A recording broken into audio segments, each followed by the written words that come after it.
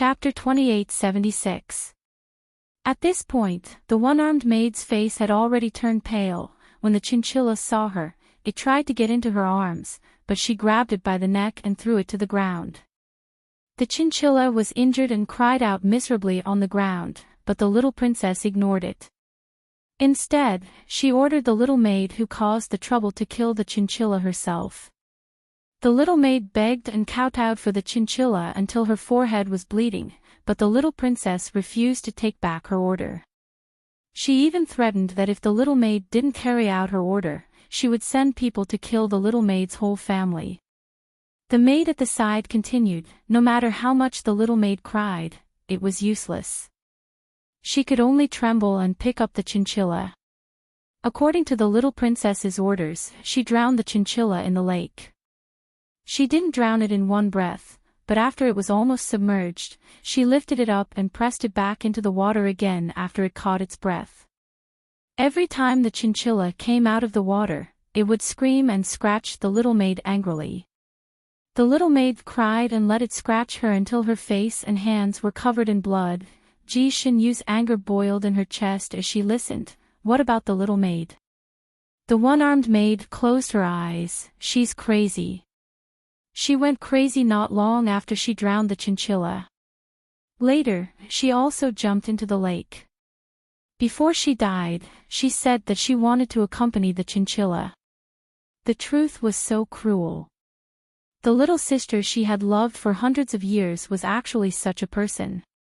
She was considered to be experienced and knowledgeable, and had seen a lot of human nature, but she didn't expect to be deceived by a child for so many years. She was so nice to her and wanted to leave all the good things for her. She was actually the biggest ingrate. Ji Xinyu wanted to laugh. She had always thought that her eldest sister and second sister were scum, and her little sister was good. So she had always been harsh to her eldest sister and second sister, but to her little sister, she was as warm as spring. Only now did she understand that a dog that really bites doesn't bark. Ji Xinyu's eyes flashed coldly. It was fine if her little sister didn't provoke her in the future, but if she provoked her again, she would teach her a lesson. She would make her pay the price. What happened that day when she slashed you in anger? Didn't she leave with Rongyue Tianlon? Ji Xinyue thought of another question. The single-armed maid bowed and said, the little princess indeed came out with Her Highness Rongyu, but Her Highness Rongyu's expression towards the little princess was very cold, and even said that she wanted to talk to the little princess. At that time, the little princess seemed unwilling, but Her Highness Rongyu said that if they didn't talk about it this time, they wouldn't talk about it in the future. The little princess followed him to the pavilion. No one knew what Her Highness Rongyu said to her, but she started crying. After that, Her Highness Rongyu left on her own, and the little princess began to cry and curse in the pavilion, attracting the attention of some commoners. We were afraid that she would bring down her status as a princess, so we went forward to persuade her to go back to the carriage. In the end, she vented her anger on us. Ji Xinyu frowned slightly. What did she curse and cry about? It seems that Her Highness Rongyu clearly told her to stop pestering him. She cried and scolded him, saying that she had done so much for him, but he didn't want her anymore. The single-armed maid roughly described the scene. When Rongyue Tianlon and Ji Tianyue were talking, they didn't dare to approach them, so they didn't know what they were talking about. He didn't want her anymore. Abandoned after using her. Ji Xinyu actually didn't know how far Rongyue Tianlon and Ji Tianyue had progressed.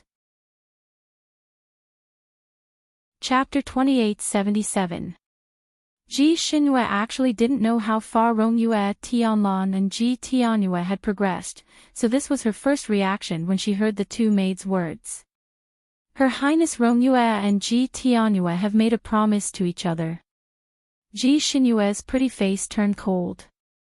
If Rongyue Tianlon and Ji Tianyue had made a promise to each other and then abandoned her, that would be too much of a scumbag. It was tantamount to playing with the feelings of both sisters in the palm of one's hand, and that was something she couldn't tolerate. The two maids shook their heads together. No.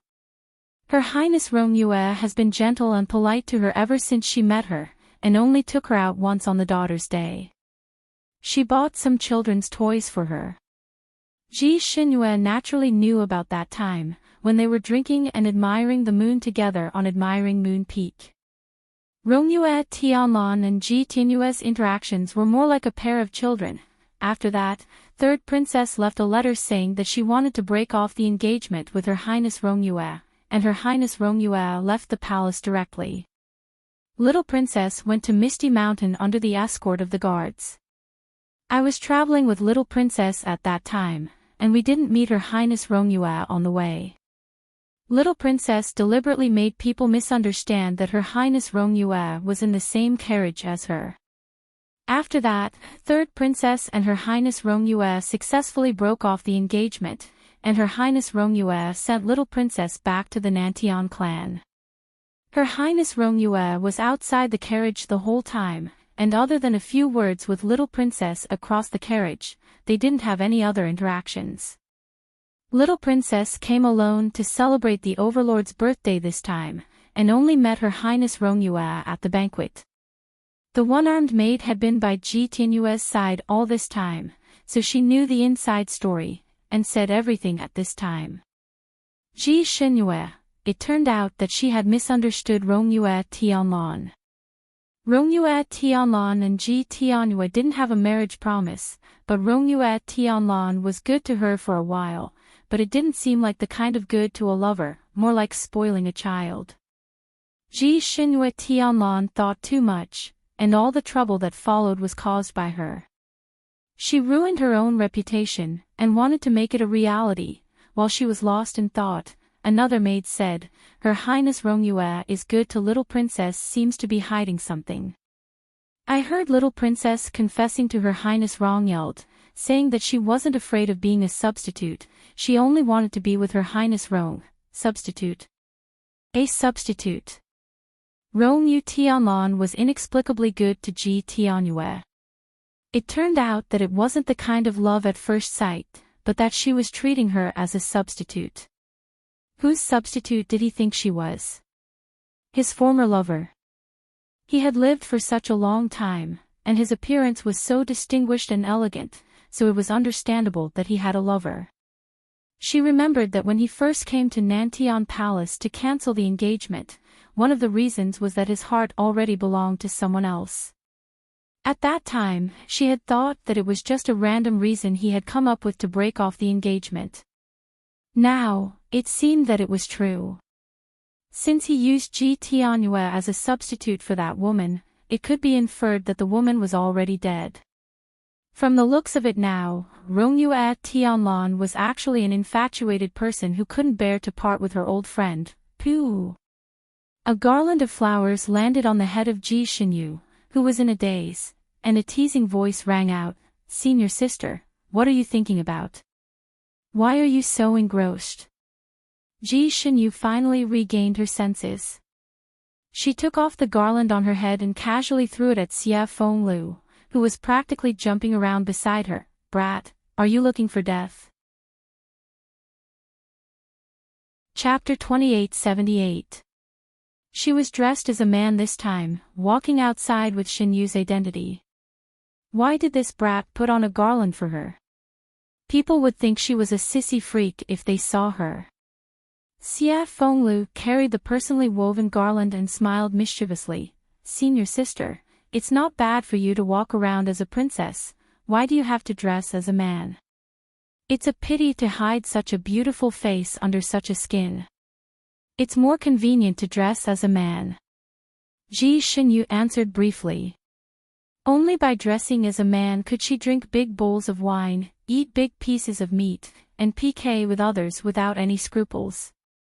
But as a princess, she had to keep her identity as a princess and always remember that she could not disgrace her identity. This had nothing to do with her face, but the dignity of a princess, the dignity of the Nantian clan. She looked at the surrounding scenery and was a little puzzled. why do we have to walk? Good question. Xia Fenglu smiled. Senior sister, after you let those two maids leave, you walked down the mountain by yourself and never flew. I thought you wanted to see the scenery of our mountain, so I followed you. Ji Xinyu almost rubbed her forehead. She was too distracted. 2 days ago, Xia Fenglu told her that Hidden Sword Villa had made a new divine sword, and it was said that it had an unfathomable secret. Half a month later, Hidden Sword Villa would consecrate the divine sword and choose a master. He asked if she was interested. Hidden Sword Villa actually did not hide swords, but cast them. The swords cast by Hidden Sword Villa were famous in the entire Fanine continent.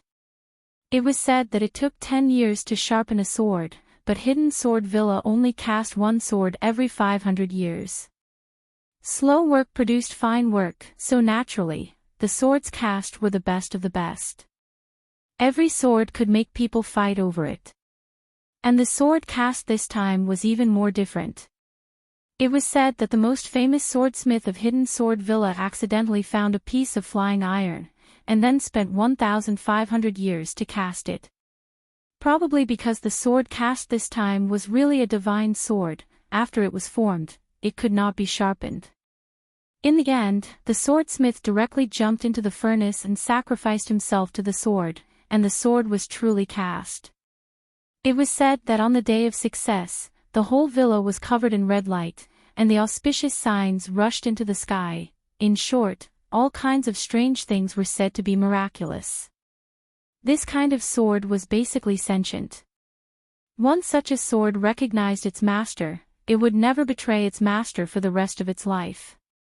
Therefore, every time the Hidden Sword Villa forged a divine weapon, they would publicly search for a master for the divine weapon. Ji Xinyu was naturally interested in such a sword, so she packed up and wanted to go to the sword-forging villa. However, she bumped into the two maids at the door. Senior sister, this is the first time I've seen you so lost in thought. What are you thinking about? Xia Fenglu looked at her with a smile, but there was a hint of sharpness in his eyes. Ji Xinyu ignored his question. She seemed to have thought of something. Old Nine, you can go to the Hidden Sword Manor first. I need to go back to the Nantian Palace. Xia Fenglu was stunned. Go home to visit your family. I'll go with you. No need. 10 days later, we'll meet again in the Hidden Sword Manor. Ji Xinyu flatly refused. She leapt up into the air and disappeared in the blink of an eye. Xia Fenglu was still holding the garland. The building was heavy, and the crescent moon was like a hook. Ji Xinyu was dressed in a green robe, sitting on a dark green tortoiseshell roof, almost blending into the darkness of the night. She held a wine gourd in her left hand and glanced down the hall. The corners of her lips curled up slightly. 8 days, in 8 days, she had already found out the ins and outs of the matter. Chapter 2879. Most of what the two maids said was true, such as the relationship between Rongyue Tianlan and Ji Tianyue, and the Totoro incident. But the so-called rumors around her were all spread by Ji Tianyue, so these things were exaggerated and had to be discounted. Before Ji Tianyue met Rongyue Tianlan, she didn't deliberately create rumors about her sister to slander her. Perhaps she occasionally mentioned it, but it was unintentional. Until Ji Tianyue met Rongyue Tianlan and fell in love with her at first sight, she felt that her third sister was a stumbling block in her pursuit of her husband. Only then did she consciously create rumors, and it became more and more intense. And now, Ji Tianyue was locked in this deep courtyard. She had fallen out of favor. Ji Tianyue came back 9 days ago under the escort of the secret guards. When she came back, she cried to the South Heaven Emperor, complaining that her third sister was helping an outsider and taught her a lesson in public. The South Heaven Emperor wasn't someone who was easy to fool. He summoned the secret guards and finally understood the whole truth. He was so angry that his face turned ashen. Even if the princess of a clan was at a disadvantage, she should remain calm and think of ways to salvage the situation, instead of crying and making a scene like a shrew and making a fool of herself. He never knew that his youngest daughter would grow up to be like this, which made him extremely disappointed. He was even more disappointed than when he heard the rumors about his third daughter. His third daughter was rumored to be so unpleasant, not because of herself, but because of many external factors. And this youngest daughter completely did it on her own. And from the description of the guards, he vaguely guessed that Rongyue Tianlan had completely lost interest in Ji Tianyue. He was destined to lose this son-in-law. If he had known, he wouldn't have helped his youngest daughter to force his third daughter to break off the engagement. So much so that the chicken flies away and the eggs are broken. They have truly suffered a double loss. The South Heaven Emperor was regretful and angry. If he looked at his youngest daughter again, she would be repulsive. The love of an emperor for his children was originally not pure. It was mixed with countless politics, and his heart was much colder than ordinary people.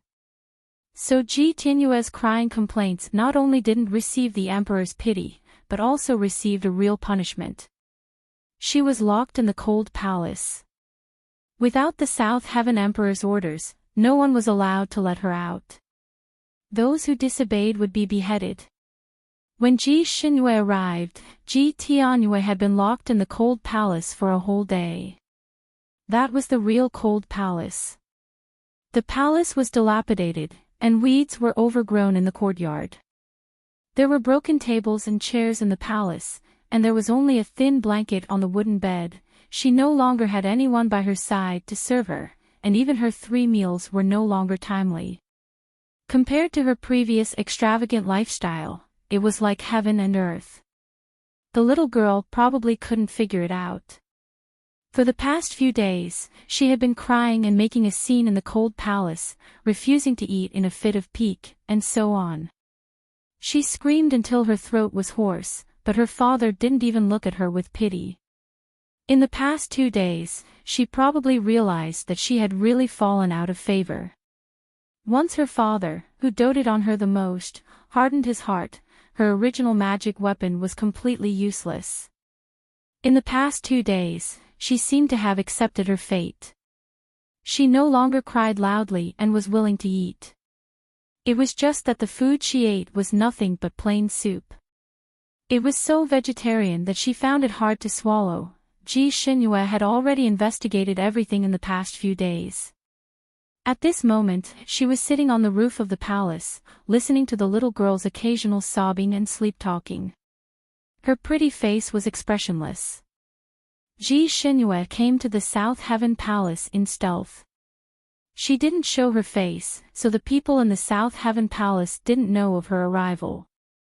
3 days ago, she received a sound transmission from the South Heaven Emperor. The South Heaven Emperor's voice was very loving. Chapter 2880. 3 days ago, she received a transmission from the South Heaven Emperor. The South Heaven Emperor's voice in the transmission talisman was very affectionate. He looked forward to her return home and said that her imperial mother missed her very much. He also said that he had received her letter and had made proper arrangements for the families of the 2 maids. He also taught Ji Tianyue a lesson. He said that he owed her too much these past few years and asked her to return home. He also said that it was not right for a princess of a clan to keep floating outside. He also renovated her palace and bought her many dolls. Ji Xinyue used to yearn for these favors, but now she felt completely cold inside. The love a monarch had for his children was not much different from the love he had for his concubines. It was also filled with calculations and gains and losses. Perhaps this was the norm for the royal family, but she could not get used to it. She did not fit in with the royal family. So she flatly rejected her father's invitation and closed the message talisman. Everything had been investigated clearly. She would not easily return to the inner court of the palace in the future. As for her mother, her father had been treating her well recently, so she did not need to worry. It was already late at night. She was about to get up when a sleep-talking voice came from the palace, "Big sister, third sister." It was followed by soft sobs. Ji Shinyu paused and lowered her eyes. In the past 2 days, Ji Tianyue had often unconsciously called out to her when she was asleep, followed by crying. In the past, Ji Shinyu could not bear to see her being wronged. They were nearly 3,000 years apart. If Ji Shinyu had married early, her daughter would have grown up to this age. So her feelings for Ji Tianyue were actually very complicated. The eldest sister was like a mother, but also like a mother. Every time she came back, she would give the little girl the greatest care, but she did not expect her to be an ingrate. Now, the little girl's crying could no longer move her. However, she was still a little girl that she had loved for hundreds of years. Even though she had seen through her true colors and completely let go of her, she still felt a little upset. Ji Shinyu paused for a moment and smiled. It was unknown whether it was mockery or sarcasm. She turned around and disappeared. In people's impression, the place where a sword was forged must be a fiery place. Because the forging of a sword required extremely hot fire. Some even said that the sword forged from magma was the sharpest. However, the hidden sword villa was built on top of a snowy mountain with a 10,000-year-old glacier, Snow Dragon Mountain. This mountain was extremely steep, reaching straight into the clouds. If you want to go up this mountain, you can't walk. You can only fly. Therefore, even if the people of Hidden Sword Manor were just maids sweeping the floor, they would still have extremely high flying skills. The Hidden Sword Villa was usually extremely mysterious. The mountain gate would not open once in 100 years. There was a barrier on the mountain. When the mountain gate was closed, no one could go up. Therefore, the Hidden Sword Manor was usually a secluded paradise. Outsiders only heard of its name and rarely saw it. According to the master of the Hidden Sword Villa, this was the only way the people in the villa could focus on forging swords and not be disturbed by external affairs. Only when the divine sword chose its master would the gates of the Hidden Sword Manor be opened for a day. On that day, as long as the divine sword had the corresponding skills, they could enter the mountain gates to seek the divine sword. The divine sword would choose its master on that day, and then everyone would be thrown down the mountain together, and the gates of the manor would be closed again. Of course, the Hidden Sword Villa was not a fool. They would give away a treasured sword that they had painstakingly refined for hundreds or even thousands of years. After the divine sword chose its master, the sword master would have to pay a certain price in exchange. Chapter 2881. The price could be big or small, and there were all kinds of methods. Some used secret techniques to exchange for it, some used magic treasures to exchange for it, and some used enough gold, silver, and jewels to exchange for it. After all, such a big hidden sword villa needed to eat. Of course, it wasn't like he hadn't met those poor sword masters who needed to do something for the villa in exchange.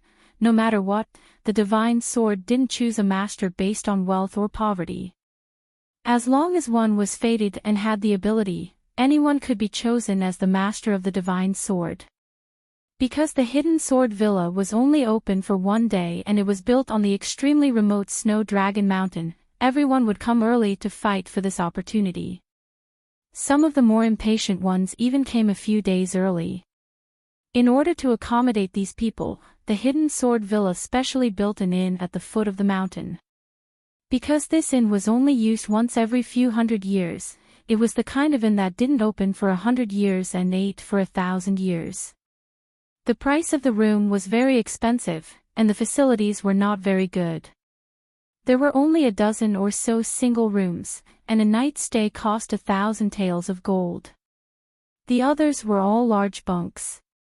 Each person would need 50 taels of gold to stay a night. Even so, the inn was still packed with people, especially the single rooms, which were fought over by many rich people. They had all booked them a few days in advance. Those who could go up the mountain were not incompetent people. Money was like dirt in their eyes, so most people could still afford the accommodation fee. As for those who couldn't afford it, they could only stay in the big trees outside the inn, in the shacks, or in the straw huts. Ji Xinyu had asked Xia Fenglu to go a few days in advance so that he could book 2 single rooms. Although she was dressed as a man, she still didn't want to sleep with a group of men. She thought that since Xia Fenglu had arrived 10 days early, he would definitely be able to book a good single room. She didn't expect to find out after meeting him that the single rooms had all been booked. Some people even went half a month in advance. When Xia Fenglu arrived, there was only 1 room left. This was because he was fast enough to snatch it. If he was a quarter of an hour later, he wouldn't even be able to keep that room. Ji Xinyu looked at Xia Fenglu's apologetic face and felt a headache coming on. She began to wonder if she should let Xia Fenglu stay in the large bunk and take the single room for herself. She looked around the inn. This inn provided food and accommodation, so the hall of the inn was not small. It was also dinner time, so there were many people in the hall, and most of them were in pairs. Ji Xinyu was confused. Because there were not many women who practiced martial arts on this continent, and the swords produced by the Hidden Sword Villa were all majestic and vigorous, most of the people who came here to ask for a sword were heroes from all walks of life. There were almost no women. The number of women who came this time could only be described as dazzling. There were more than a dozen of them in the hall. Fat and thin, pink and green, and they were all stunning beauties. Most of these women had a man by their side, and they seemed to be the man's family or lover. Of course, there were also some who were not lovers of other families. They were surrounded by 4 or 5 men who were attentive to them. Ji Xinyu and Xia Fenglu sat down at a table. After looking around, they asked, "Why are there so many women here?" Xia Fenglu poured her a cup of wine. "Brother Shen, you probably don't know, but this time, the 1,000-year divine sword that the Hidden Sword Villa wants to recognize as its master is a female sword." Because in front of others, Xia Fenglu automatically called her brother Shen. Female sword. So there's also a male sword. Ji Xinyu raised her eyebrows. She knew that swords were divided into male and female. Chapter 2882.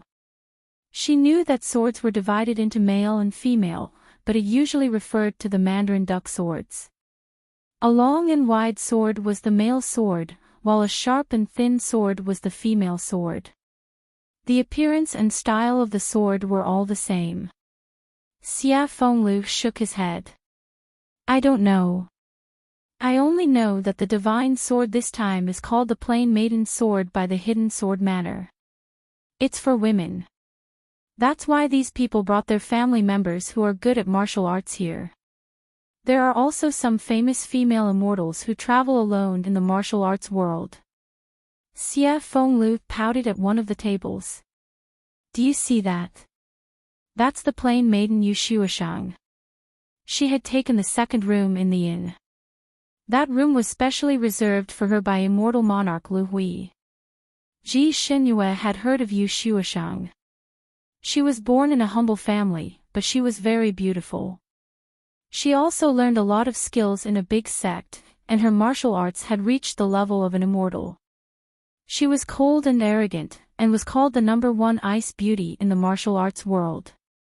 Ji Xinyu had only heard of her before, but this was the first time she saw her in person. Yu Shuashang sat there in a white dress. Her skin was as white as snow, and her eyes were full of spirit. Her every move was like the wind returning to the snow. She was indeed an ice beauty. Her pretty face was always tense, as cold as ice. Sitting across from her was a man in luxurious robes. He was none other than Lu Hui, immortal monarch, who was known as the richest young master in the Sanyin continent. Lu Hui immortal's martial arts were not peerless, but he had a good father. It was said that the Lu family was even richer than the four emperors, so Lu Hui Immortal was very extravagant. Wherever he went, he was like a child of wealth. His favorite saying was, "This young master will pay for all the food in this restaurant. Everyone, eat as much as you want." Thus, he was very popular wherever he went. He had a lot of friends around him, and there were also a lot of women around him. According to Xie Fenglu, the pioneer of gossip, Lu Hui Immortal Monarch had originally brought along a charming female companion, and wanted to fight for that sword for her. After booking the room, he accidentally saw Yu Shuashang. He was shocked and immediately drove away the female companion he had been doting on. He began to fawn on Yu Shuashang, and even gave his room to her. This was why the single rooms were full so many days in advance. He had brought his family and there were many women. Naturally, all of them wanted a single room.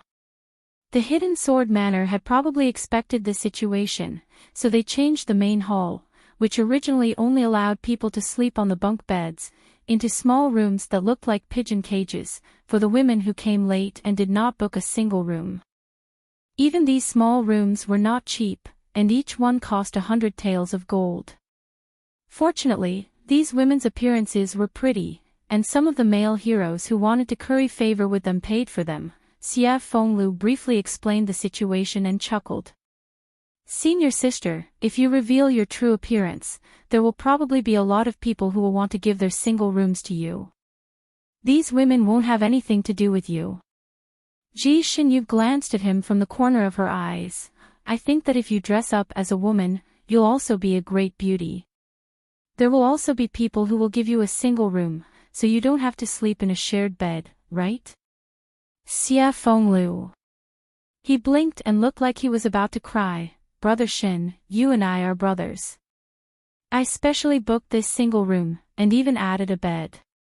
At night, we brothers can talk by candlelight. You actually want to drive me out to sleep? How can you bear to do this?" Chapter 2883. Although his voice was not loud, the people at the next table were all experts among experts, so they naturally heard him clearly. Countless pairs of eyes looked towards Ji Xinyu and Xie Fenglu's table. Ji Xinyu and Xie Fenglu were both dressed in men's clothing, and their appearances were both handsome and outstanding. Xie Fenglu's baby face was especially likable. The two of them sat there like pearls and jade, reflecting each other's brilliance. Although Xinyu and Xie Fenglu were very famous in this continent, there were not many who really knew them. After all, one of them was often in the Purple Cloud sect, while the other kept a low profile. In the end, there were still two people present who recognized them. These two people were originally talking in a low voice, but when they heard the commotion, they looked over. One person's eyes lit up as he called out, "Brother Shin." He walked over with large strides and sat down beside Ji Xinyu. His wolf claw touched her shoulder. "Brother Shin, I've finally found you." The veins on Ji Xinyu's forehead jumped 3 times in joy. This person was none other than Rongyue Tianheng.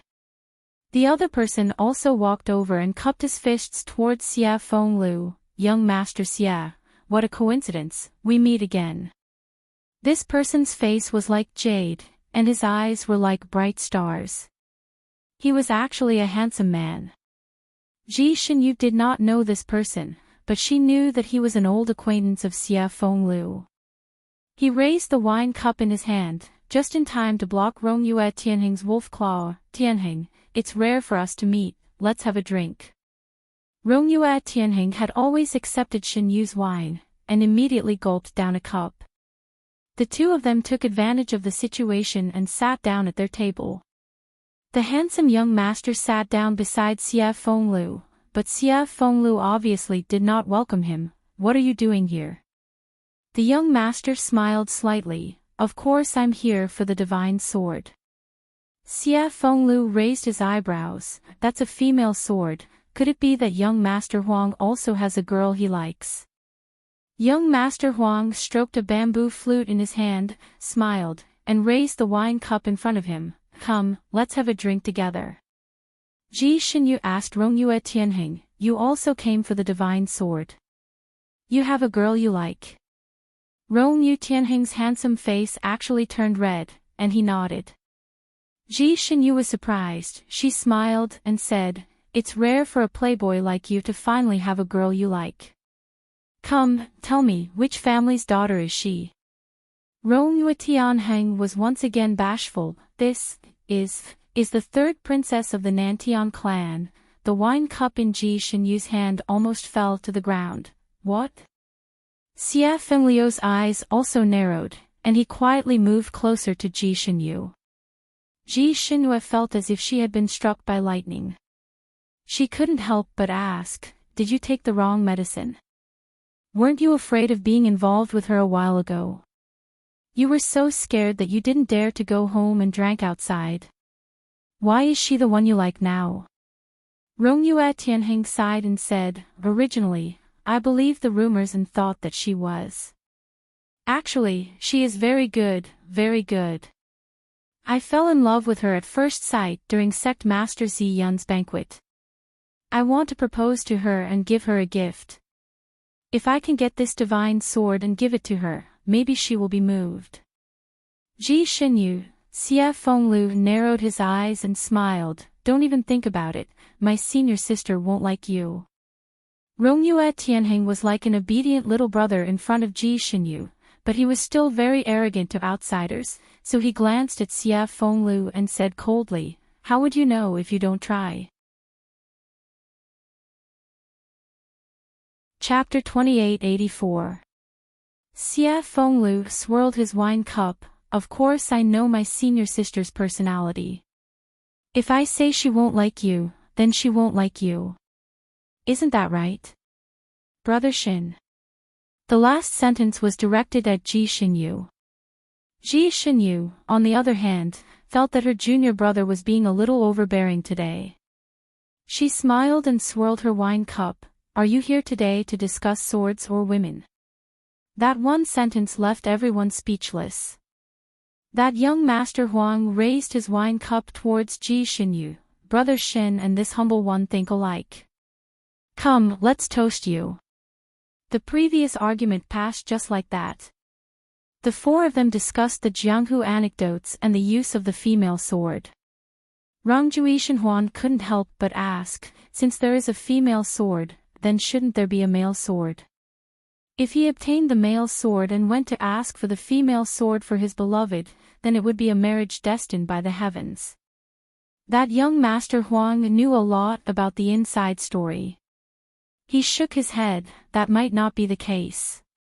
The so-called female sword was not a name given to them because they were a pair. According to the people in the villa, that piece of meteoric iron is very suitable to make a female sword.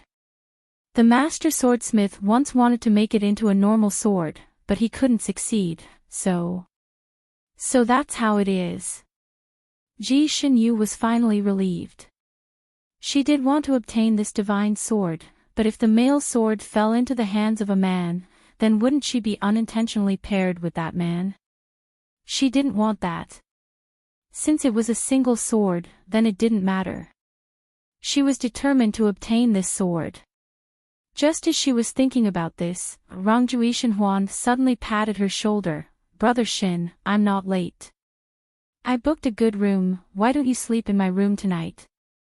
We brothers haven't talked in a long time, we can chat.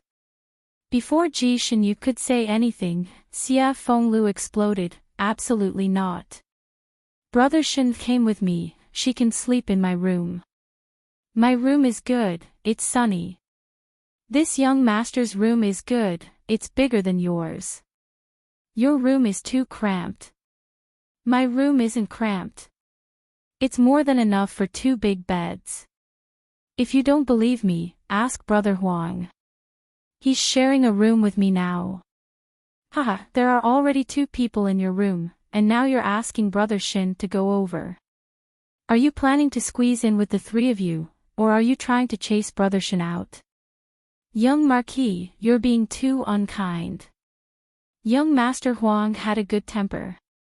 He looked at Xia Fenglu and smiled, trying to smooth things over. That doesn't matter. I can squeeze with Brother Xia. This young Marquis is indeed very loyal to Brother Shen. These past few days, he has often been talking about how loyal Brother Shen is. Every time he opens his mouth, he would say, Brother Shen. It can be seen that their relationship is really good. Why don't we let the young Duke and young Master Shen share a room and get to know each other better? Xia Fengliu's handsome face darkened, and he slammed his wine glass on the table. No. Master Huang, Rong Yue, and Tian Heng raised their eyebrows. Why not? Xia Fenglu opened his mouth, and just as he was about to come up with another reason, Ji Xinyu, who was at the side, lightly put down the wine cup and smiled. I am very touched by your enthusiasm, Tianheng. It's rare for you to have this kind of heart. I am very happy. However, you've known me for a long time, so you should know that I have a bad habit. No matter where I go, I like to sleep alone. I'm not used to sleeping with others. Chapter 2885. Since there are 2 big beds in Tianheng's room, there should be no problem for 3 people to sleep in. Fenglu, you can go and squeeze with them. Rangi Yushenheng, young Master Huang, Xia Fenglu. Rangi Yushenheng looked at Xia Fenglu with disdain. 2 people can sleep in my room, but 3 people is too crowded. Xia Fenglu also snorted. I won't sleep in the same bed as 2 stinky men. Brother Shen, let's share a room. Ji Xinyue frowned slightly.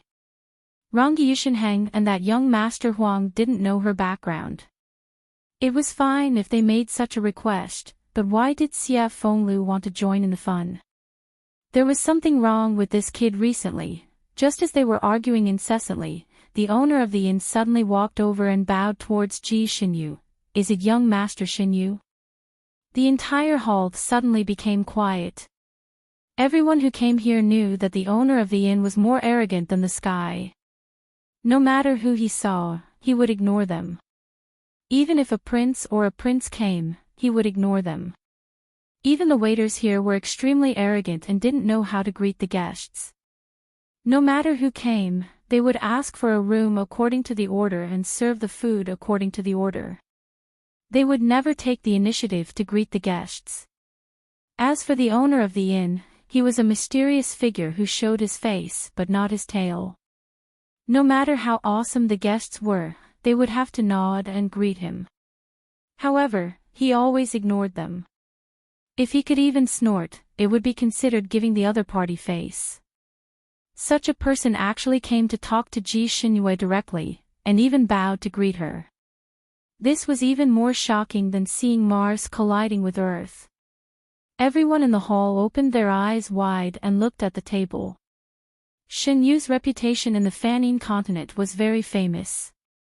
Even if the people here hadn't seen him, they had heard of him. However, no matter how famous he couldn't be more famous than the 4 emperors, right?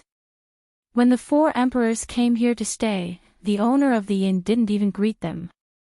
What was going on today? Did the sun rise from the south? Ji Xinyue suddenly became the focus of the whole.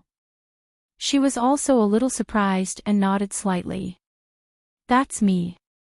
Is something the matter, shopkeeper Fong? Manager Fong smiled faintly and handed over a bunch of keys to her. Young Master Shen, someone has already booked the Sky Room number 1 for young Master Shen. This humble one has been waiting for young Master Shen for more than 10 days. Today, the wait has finally come. Ji Xinyue, everyone. Everyone's mouths formed an O shape. Everyone knew that the number 1 room in this inn was a legend, and it was never reserved for the public. It didn't matter how much money they offered or how early they came. Even if the 4 emperors came, they could only stay in the Sky Room number 2 at most. But now, Room 1 was open to the public. Furthermore, it had already been booked. Who was the person who booked the room? Can this inn make an exception? Ji Xinyu was also a little confused. She did not take the keys. Who booked the room? The innkeeper smiled again. This inn never divulges the information of our guests. Of course, the person who booked the room also said that if young Master Shen is unwilling, he won't force you. How could he not be willing? Although this kind of pie falling from the sky was most likely a trap, Ji Xinyu had always been bold, so she wasn't afraid of any traps. Besides, she really did need this room. The ivory bed was covered with soft shark silk, and the bed curtain was light green like the color of the sky. Chapter 2886. The ivory bed was covered with soft shark silk, the bed canopy was light green like the color of the sky, the warm jade floor, the antique furniture made of unknown materials, these were the furnishings of the Sky Room 1. The room was very clean, and the air was very fresh. Sitting in this kind of room was like sitting in nature.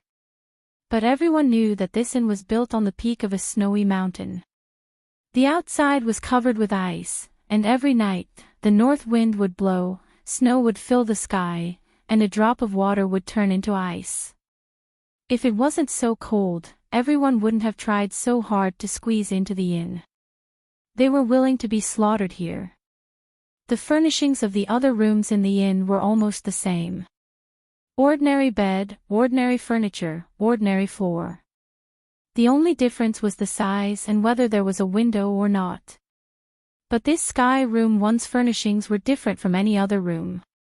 It was even more high-end than the palaces of the princes and princesses in the palace. Xia Fenglu had been wandering around the room, looking for possible mechanisms or something like that. However, after walking around for a full hour, he was ultimately disappointed. Other than the luxurious room, there really weren't any hidden traps. Ji Xinyu didn't have to worry about someone suddenly crawling out of nowhere. Go back, there's nothing strange about this room. Ji Xinyu was dizzy from his wandering and began to chase him away. Senior sister, I still feel that something is strange. Think about it, one who is unaccountably solicitous is hiding evil intentions. The person who booked the room didn't even dare to reveal his identity. There must be some shady conspiracy. I still feel that this room is not suitable. Why can't I? We can stay in any room. Don't worry, I know what I'm doing. I won't lose out. It's getting late, you should go back to your room and rest. Ji Xinyu yawned.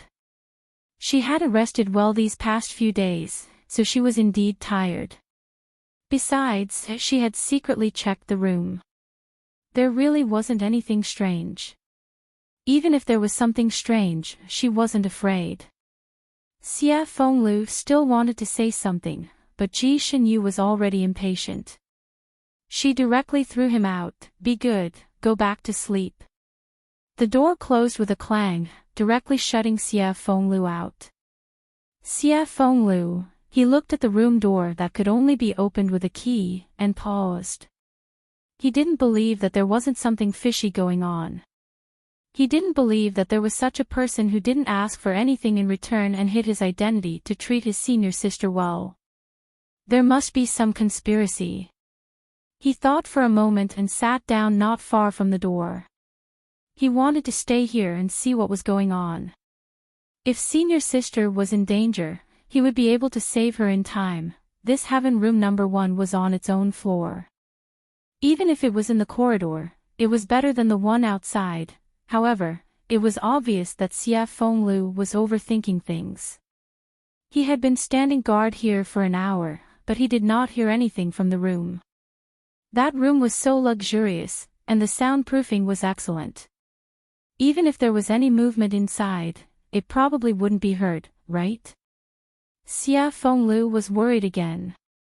He was about to knock on the door when light footsteps came from the stairs. His heart stirred, and his figure flashed. He hid in a shadow and looked outside. Sure enough, two people walked up the stairs. However, Xie Fenglu was a little surprised to see them. It was Yu Shuashang and Lu Hui Immortal Monarch. Even in the cold weather, Lu Hui Immortal Monarch was still waving a folding fan, carefully fanning away the dust on Yu Shuashang's dress.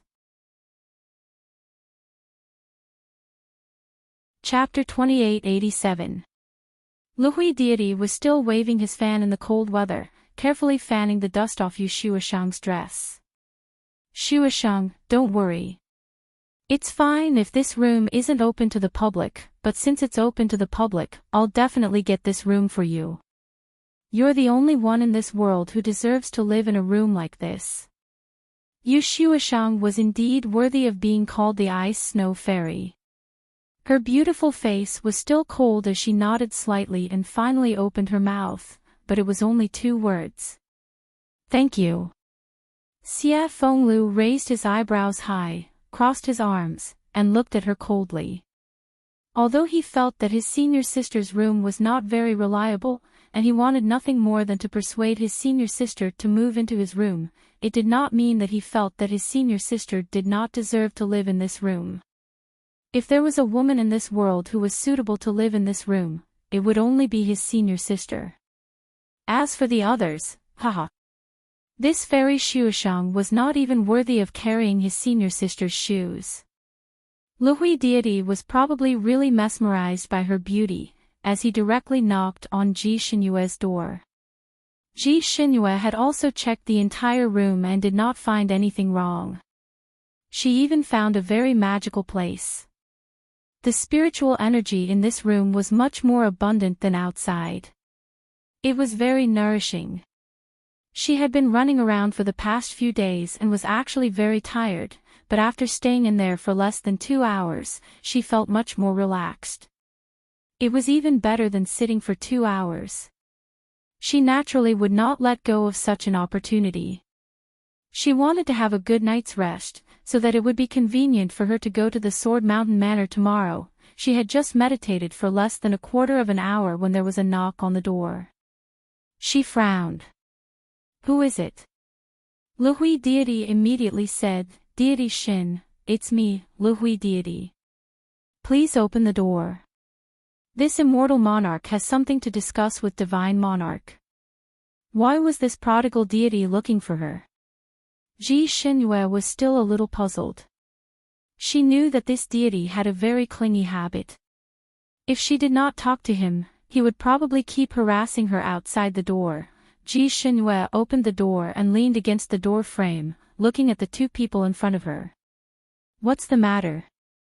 Although she left the door open, there was a screen painted with mountains and rivers. Therefore, although the 2 of them took the opportunity to look inside, they couldn't see what was inside. He only felt that this screen was very quaint and valuable, and the air in the room was extraordinarily fresh. Yu Shuashang's eyes lit up. Her eyes were filled with envy as she looked at the room. Lu Hui Immortal Monarch also took the opportunity to explain the purpose of her visit. Xin Yu, who was disguised by Ji Xinyue, was one of the top figures in the Fanine continent. Therefore, Lu Club Immortal Monarch didn't dare to be rash and spoke tactfully. They simply said that the snow-clad fairy was not very comfortable staying in the Sky Room number 2. They had originally wanted to book the Sky Room number 1, but they did not expect that it had already been booked by someone else. They had been waiting for the original owner to come, and only today did a guest arrive, so they wanted to switch rooms with Ji Xinyu. They also said that they were all men, so it did not matter which room they stayed in. They should take care of the woman and make her stay more comfortable. A woman like Yu Shuashang should live in the best place. Of course, what Lu Hui Immortal Monarch lacked the least was money.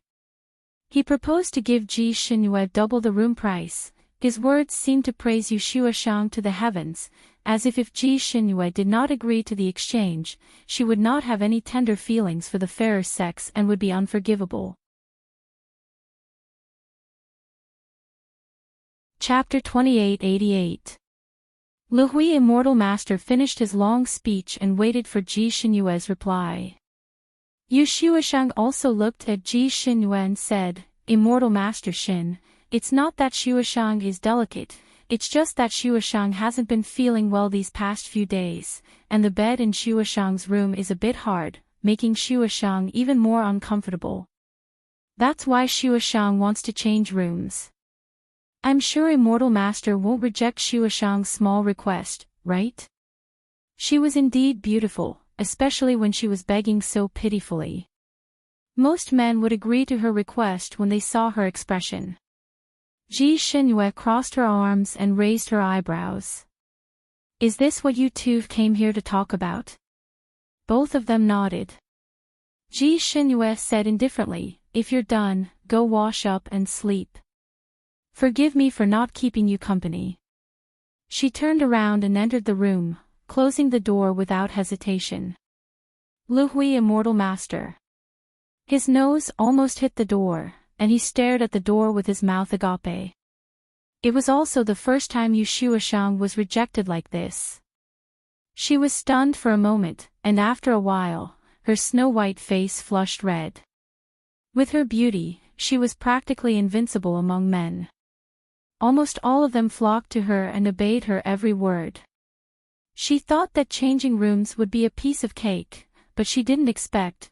Lu Hui Immortal Master didn't give up and shouted outside, increasing the price by 3 times, 4 times, all the way to 10 times. He didn't get a response from Ji Xinyue, so he made up his mind and was about to knock on the door again. A shadow flashed and directly attacked Lu Hui Immortal Master's wrist. Lu Hui Immortal Master was shocked and retracted his hand, looking back in the direction of the shadow. He saw Xia Fenglu leaning against the wall, twirling a small knife in his hand and looking at them with a faint smile. If you dare to make a fuss here again, the knife in my hand will slit your throat, do you believe me? Lu Hui Immortal Master, Yu Xueshang's pretty face turned green and white. Although Lu Hui Immortal Master was a rich Immortal Master, his martial arts were just average. If he really fought with Xia Fenglu, he had no chance of winning. Although Yu Xueshang had a good reputation on the continent, her kung fu was only slightly better than most women. At most, she was slightly better than Lu Hui deity. If she really fought with Xia Fenglu, she had no chance of winning. She didn't expect that there would be 2 men who didn't treat her like a pot of vinegar today. Although she felt indignant, there was nothing she could do. She bitterly pursed her lips and pretended to be magnanimous. Forget it. Since Divine Lord Shen is unwilling, then there's no need to force it. She turned around and walked down the stairs. Lu Hui Immortal Monarch also glared at Xia Fenglu, then turned around and left. Ji Xinyu also thought that something was going to happen tonight, but after a night had passed, when she woke up, the room was still quiet, and nothing had happened. Of course, the person who booked the room for her never showed up. Recently, she had been risking her life a little more. After getting injured a few times, she had not fully recovered and had been busy with other things. Therefore, her skills had always been in a half-assed state. But after sleeping here for a night, she actually felt refreshed, as if she had meditated for a year. Almost all of his power had been restored. Not only was there no trap in this room, but it was also a rare paradise. More importantly, Ji Xinyuk searched the room again and again, but she couldn't find where the abundant spiritual qi in the room came from. It was very easy for her to freshen up now. A cleansing spell could solve the problem. Chapter 2889. She woke up very early and was shocked when she opened the door. Xia Fenglu was sitting by the door, leaning against it and sleeping. When she opened the door, this guy fell in. Fortunately, this guy immediately woke up and jumped up. He rubbed his eyes and looked at Ji Xinyu from head to toe. Are you okay? This guy probably didn't sleep well. His hair was messy and he looked like he had just woken up. Ji Xinyu looked at him in surprise. You've been sleeping here.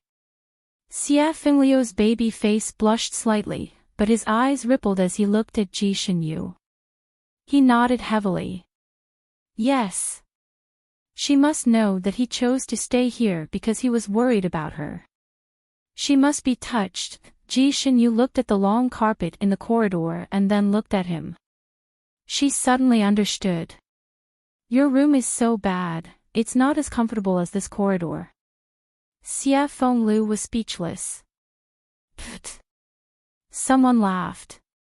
Xie Fenglu turned around angrily and saw that young Master Huang was standing there, smiling at him.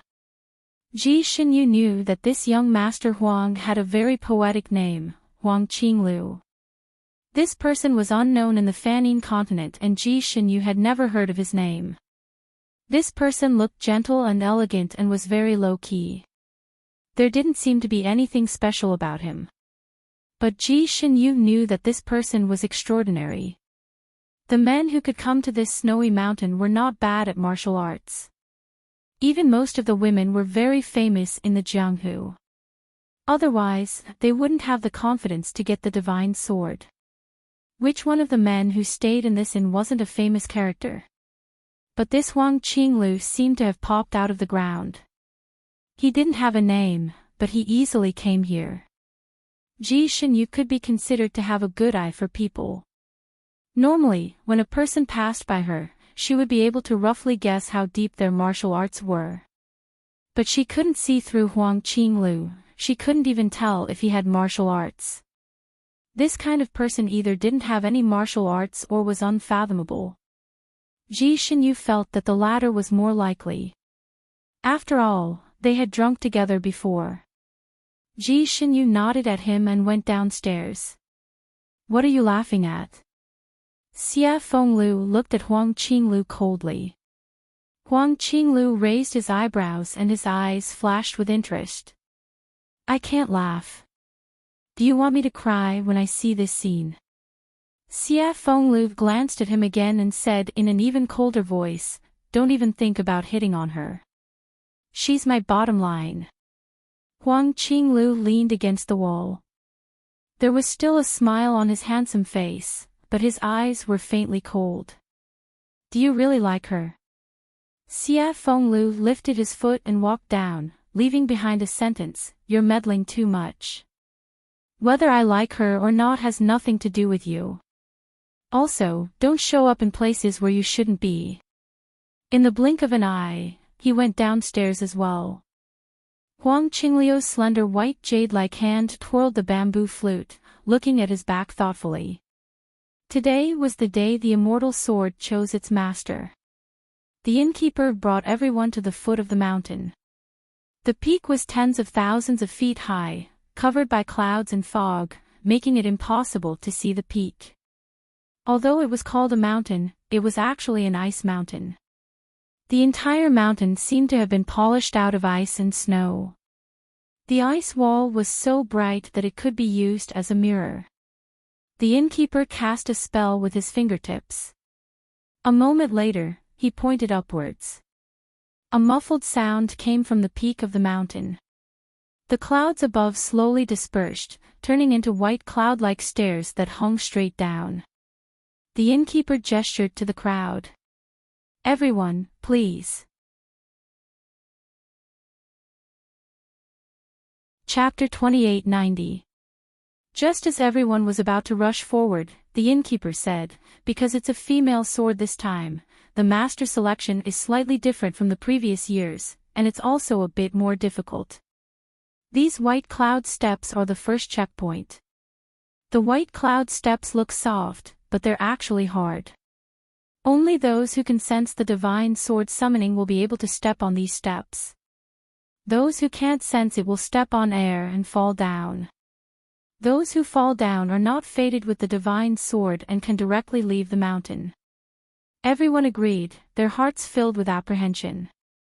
Originally, regardless of whether they were fated with the divine sword or not, they could enter the hidden sword villa to see the divine sword's glory.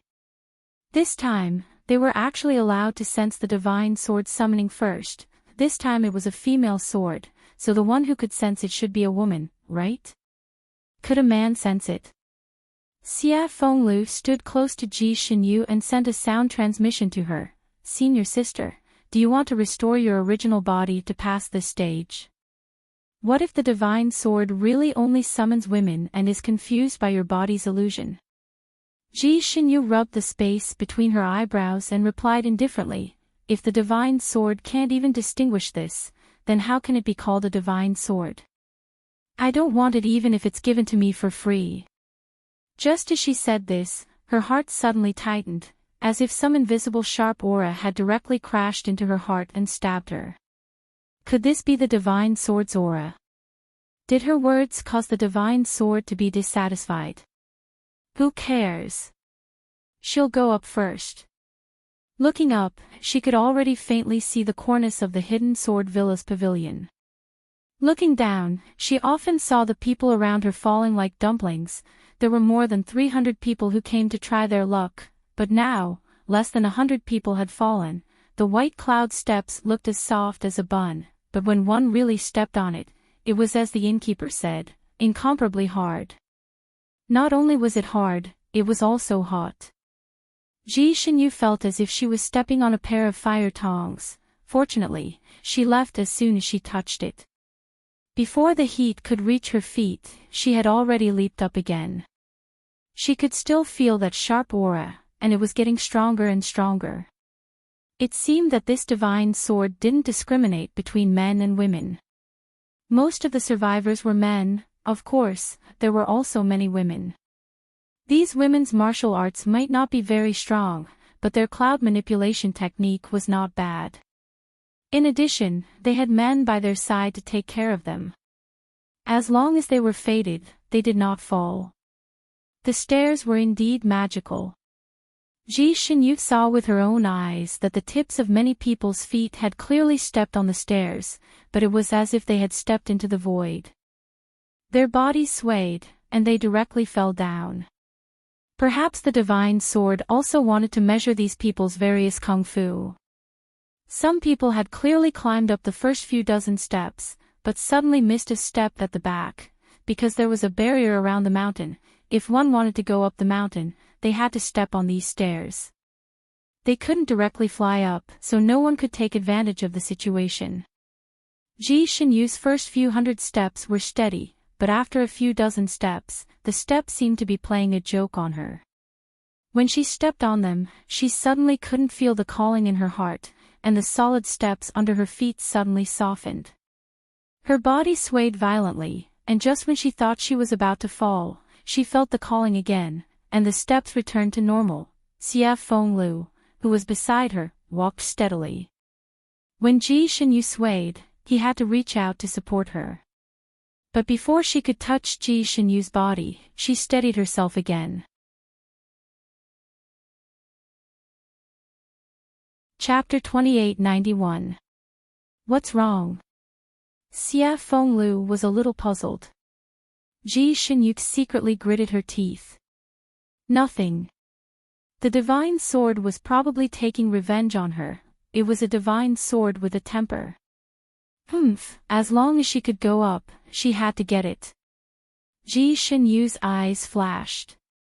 Ji Xinyu's martial arts was the highest among these people, and her cloud manipulation technique was also the best. Although she had been tricked by the stairs several times, she was still the one at the top. The last step was right above her, and victory was right in front of her.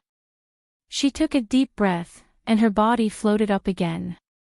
The tip of her foot touched the stairs, and as long as she stepped on it, her body would slide down to the platform, and she would successfully reach the top.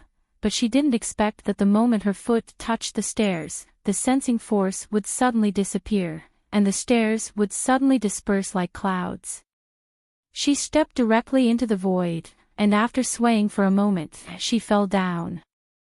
The wind whistled in her ears, and her body fell down involuntarily. When she fell, she faintly heard a shout, "Senior sister." Needless to say, that shout was Xia Fenglu's. However, because there were always people falling from above, the volume of their cries was also different.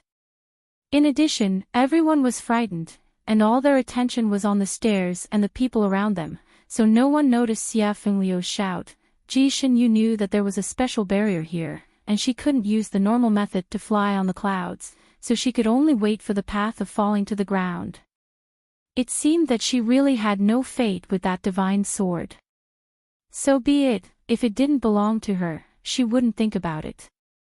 Ji Shenyu had already adjusted her state of mind during the process of falling. Of course, she also adjusted her body.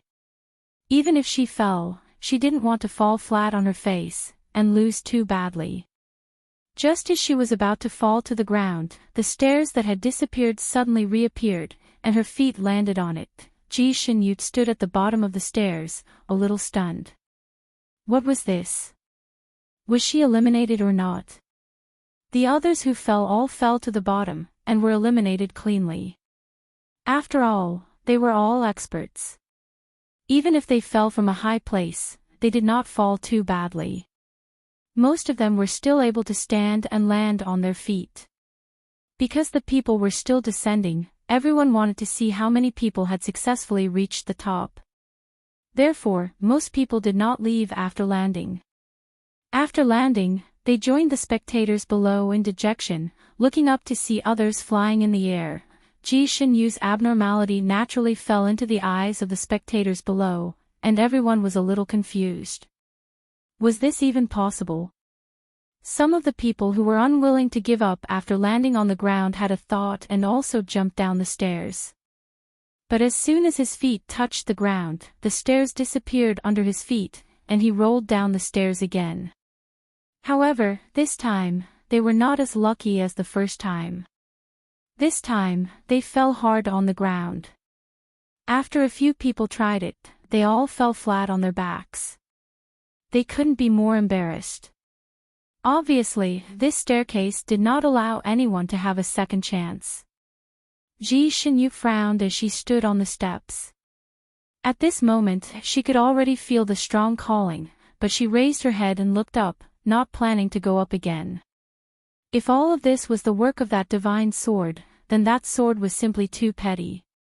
She only said a few bad things about it, and it used this method to torment her. Very well, she didn't want it anymore.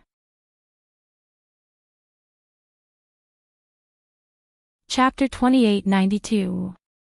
She could rely on her broadsword to make a name for herself on this continent, so why should she be so obsessed with a sword?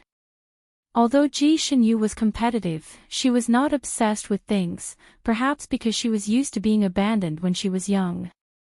According to her, she would also abandon the things that abandoned her. No matter if it was people or things, she jumped up, and instead of flying up, she directly jumped down. Everyone stared at her in disbelief, unable to believe that she would give up this second chance that was hard to come by. This flight of stairs was a few hundred feet from the ground. She could reach the ground in the blink of an eye, and before everyone could exclaim and sigh, Ji Shenyu had already landed. Just as she was about to land, a white light suddenly flashed under her feet. Suddenly, a huge cloud appeared out of thin air. Ji Shenyu's body landed on this cloud. Not only did this cloud cover her body, it also had the function of a spring bed. Just as Ji Shenyu's feet landed on the cloud, a huge rebounding force suddenly appeared under her feet, and her body involuntarily rose into the air. Everyone's mouths were wide open as they watched her shoot up into the sky like a cannonball, disappearing in the blink of an eye. What kind of state was this? What was that huge cloud? The cloud was still there, and some curious people couldn't help but jump up and land on the cloud, wanting to take a look and see what was so strange about it.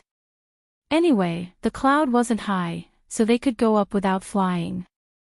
The cloud was no different from a normal cloud, it was surrounded by clouds and was illusory. They couldn't borrow any force from the cloud, so they directly fell back down. The cloud dissipated quickly, and the mountain returned to its original cloudy state, even the stairs disappeared. There were more than 300 people, and more than 240 people fell. In this round, 4/5 of them were eliminated, and less than 1/5 passed. This result was within everyone's expectations. After all, there was only one divine sword, and there were so many people who wanted it. Everyone was actually very envious of Xinyu. He had fallen and joined the eliminated group, but he was bounced back up by a cloud. He was so lucky. The Jade Pavilion was made of jade and jade. In a large hall made of countless ice blocks, there were already more than 10 tables set up. The banquet was sumptuous, with all kinds of delicacies. There was a group of dancers dancing in the middle of the hall. The dance performed by the female dancers was also different from a normal dance. They were performing a sword dance. The cold light came and went, and her figure was as nimble as a willow. It was quite interesting. The tables in the hall were already filled with people. There were 4 people per table, so there were exactly 12 tables. The lucky Ji Xinyu was sitting in front of one of the tables, twirling a wine cup in her hand as she looked at the dancing girls and sighed at the impermanence of life. Like a rocket, she was shot up by the strange cloud and landed directly on the high platform of the mountain peak. At that time, there were already 4 or 5 people on the high platform, including Xia Fenglu, Rongyue Tianheng, and of course, Wang Qinglu. Xia Fenglu looked impatient as if he was about to do something. Huang Qinglu was standing in front of him and talking to him. She was obviously trying to stop him. When Ji Xinyu landed, she heard his last words. Rather than jumping down to accompany her, why don't you fight for the divine sword for her? Rongjui Shenheng's eyes were sharp. Before Ji Xinyu landed on the ground, he rushed over with a shout of joy, Brother Shen. Chapter 2893. He probably liked it too much, as he directly opened his arms towards Ji Xinyu, wanting to give her a big hug. He ran too quickly and was not on guard against Ji Xinyu, who had just rushed up. Thus, he was knocked down and slipped. As if he was skating, he rushed down the platform and bumped into another man who had just climbed up. Then, he rolled down the platform like a gourd along with that man. The 2 of them rolled down the platform together. Save me. Damn it.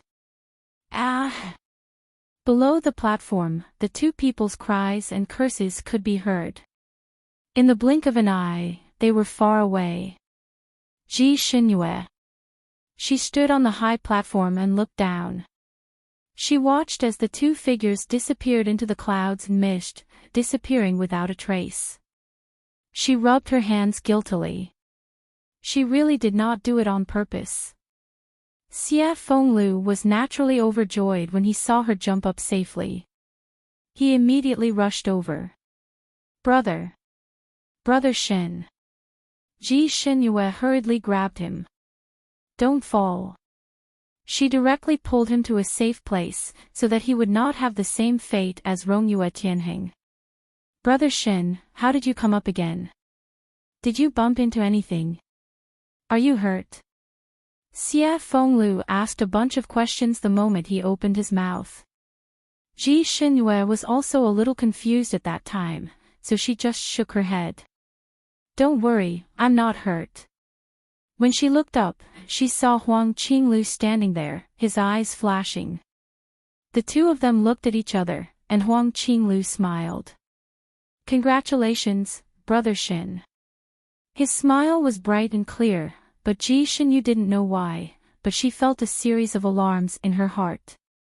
She was always on guard against this person, so she nodded at him and said, Many thanks, and congratulations to Brother Huang for passing. Without Rongyue Tianheng, the original 4-person group became a 3-person group. Xia Fenglu was very pleased with Rongyue Tianheng's fall. Ji Xinyu was a little worried. After all, she was the one who knocked him down. She did not know if he was hurt. Fortunately, after a while, the voice transmission talisman on Ji Xinyue's waist rang. Ji Xinyu picked it up, and Rongyue Tianheng's angry voice came from the talisman. Brother Shen, you must get that divine sword. I fell down so unjustly. There was another person beside him who shouted angrily, unjustly. I am even more wronged. I finally managed to rush up, but you smashed me down.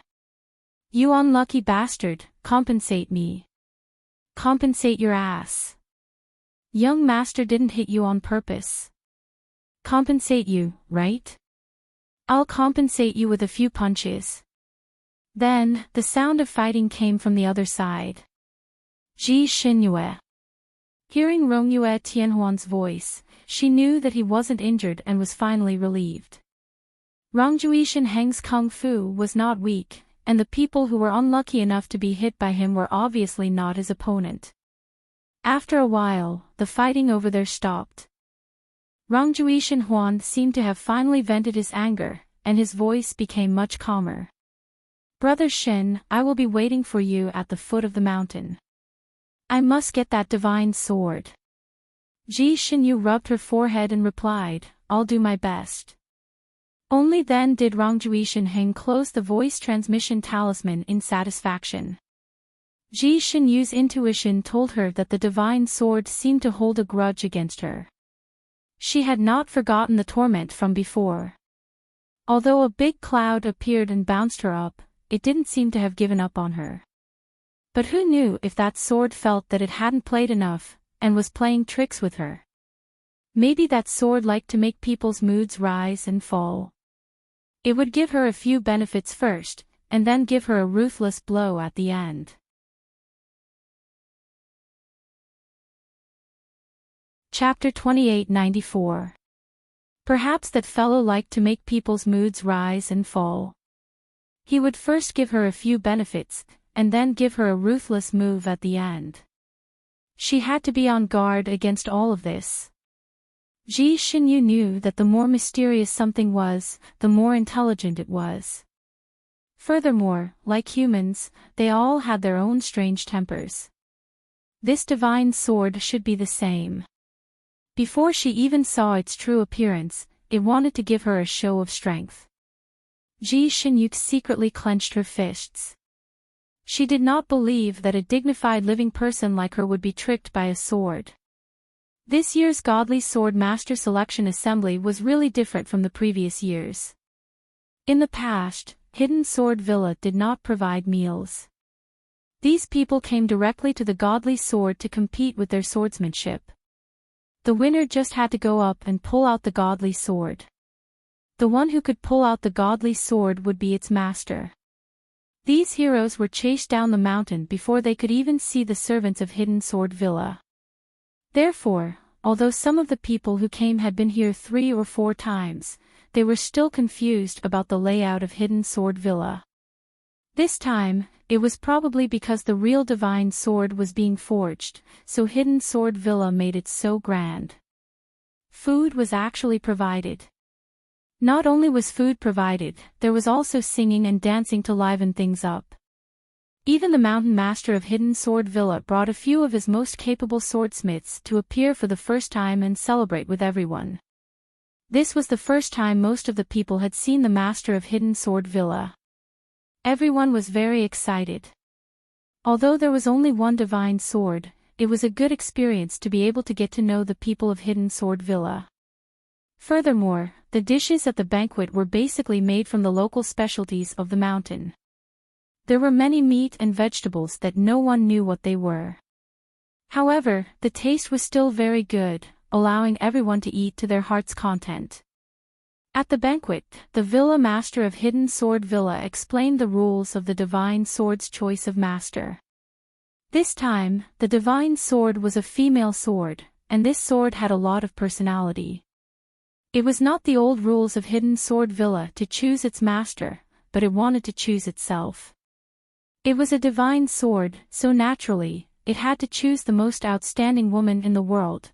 As for who was the most outstanding woman, it was up to everyone to decide. That step was only the first test. It proved that the people who came here had some fate with the divine sword. It was the most suitable for these people to choose the most outstanding woman. Therefore, the second test was for everyone to say the advantages of the chosen woman and the reason why she should obtain the divine sword. Of course, due to time constraints, everyone couldn't make a long speech. It was best to summarize it in one sentence. This situation was a bit like a beauty pageant. When the villa master said this rule, the corner of Ji Xinyu's mouth twitched. As for the others, they looked a little confused and looked at each other a few times. There were a total of 13 women present, and each of them was a famous character. Each of them had their own merits. Spring flowers and autumn moon each had their own beauty. They didn't come by themselves. They were accompanied by their husbands.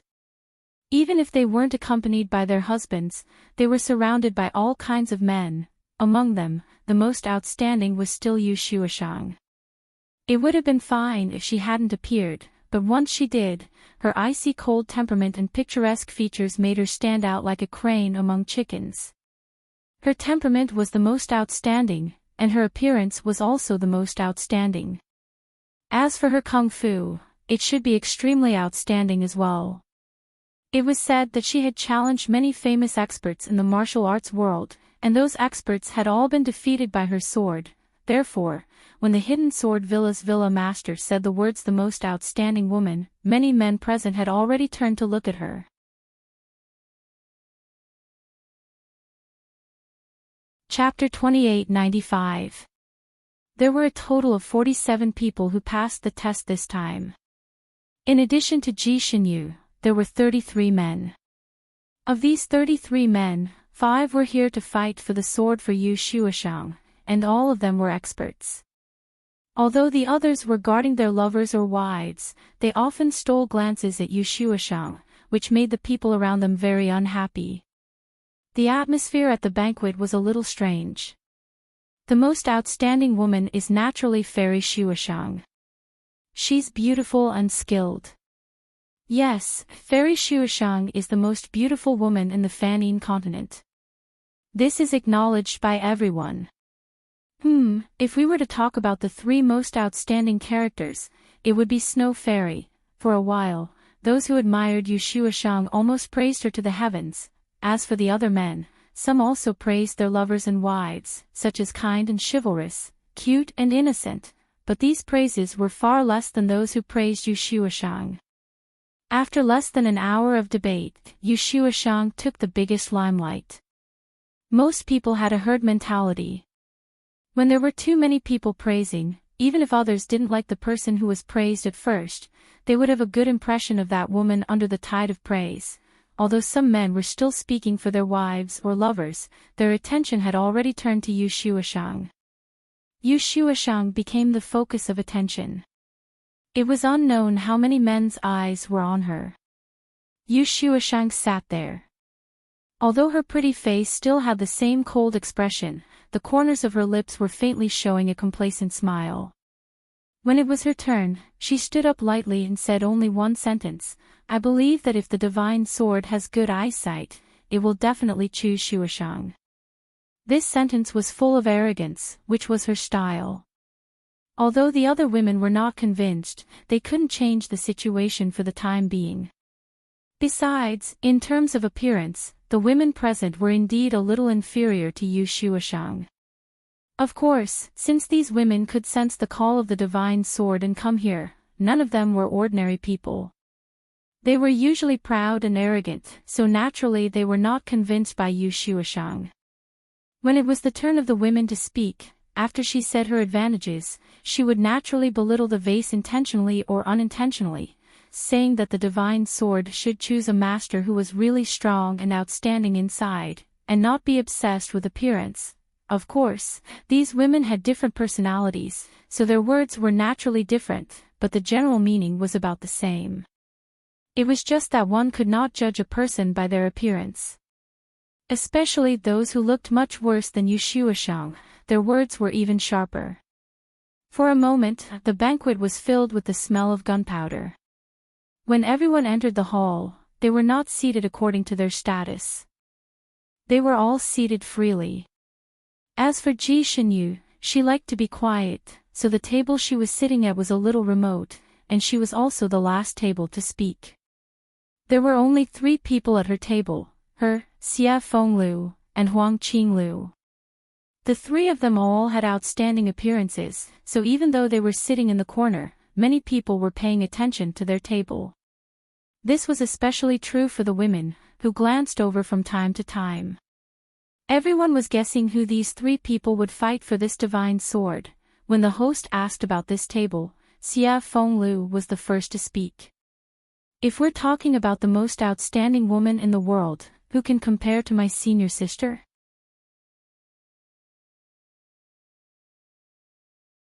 Chapter 2896.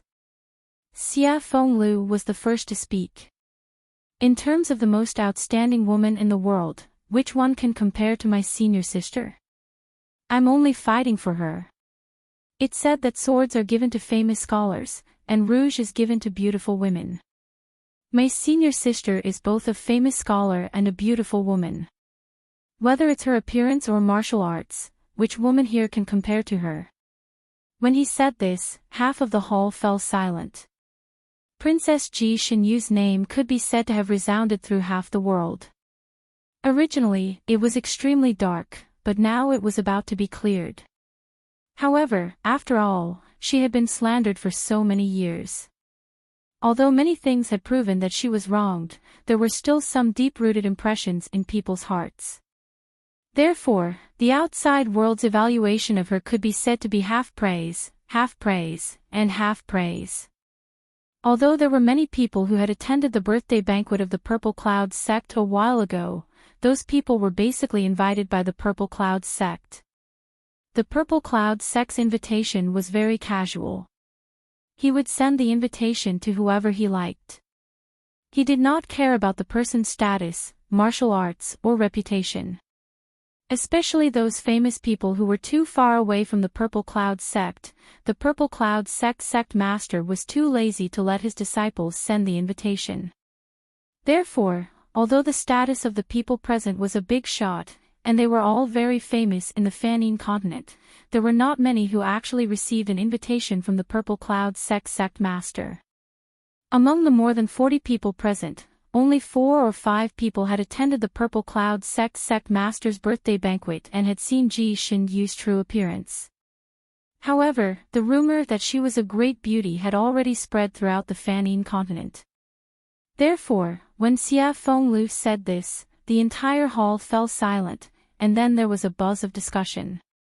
The host then turned to ask Ji Xinyu, who was spinning her wine cup, who is young Master Shen choosing the sword for. Ji Xinyu only said 3 words, Ji Xinyu. Xinyu, who had never been charmed by any woman, actually chose the princess. The host could not help but ask, young Master Shen, can you tell us the reason for choosing her? Everyone also pricked up their ears, wanting to hear her say 1, 2, 3. Ji Xinyu smiled faintly and put down her wine cup. There's no reason, I'll choose her. Did she need a reason to choose her? Everyone. Among these people, Xinyu's reputation was extremely resounding. 1 sentence from him was more effective than 10 sentences from other men who didn't have high status. Even Sir God Xinyu, who didn't get close to women, had his eyes on a woman. She was definitely not ordinary. Xia Fenglu and Ji Xinyu's choice was like throwing a huge rock into a lake, causing ripples. The buzzing in the hall grew louder. There were 3 women whose martial arts and looks were no match for Yu Xueshang's. They knew that they had no chance, but they couldn't bear to see Yu Xueshang win, so they also began to speak up for Ji Xinyue. That's right, Princess Ji Xinyue's beauty is top-notch, her dance moves the world. What's even rarer is that his martial arts are good and he's also a divine lord. That's right. I heard that even divine monarch Changbu Bai wasn't her match. She defeated him single-handedly in a few moves and he almost learned to crawl like a dog. Just based on this skill, it's much better than a certain embroidered pillow who thinks he's number 1. I think so too. Princess Ji Xinyue is the number 1 woman in the Fanine continent. As for the others, they're just names. The 3 women's words had a hidden meaning. Anyone who wasn't stupid would know who they were belittling. Yu Xueshang had been as indifferent as ice when she was being praised, maintaining her poise extremely well. However, after hearing these women's words, her pretty face clearly darkened.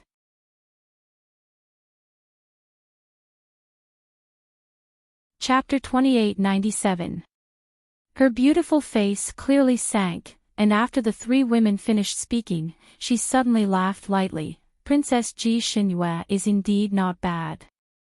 Xueshang is 1,300 years old this year, and this senior's name is like thunder to my ears.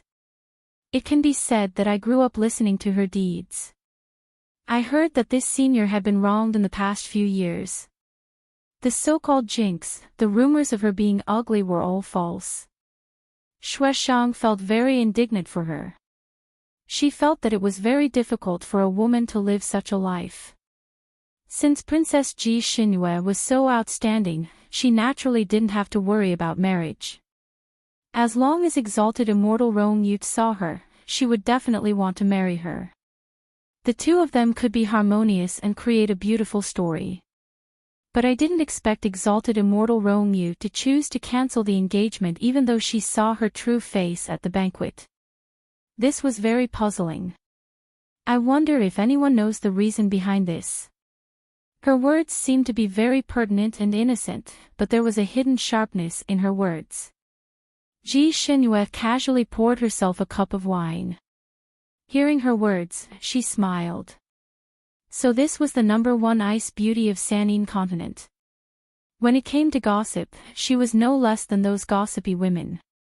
Yu Xueshang's words naturally caused the men who had been supporting her to agree. Luhui Immortal Master was the most courageous.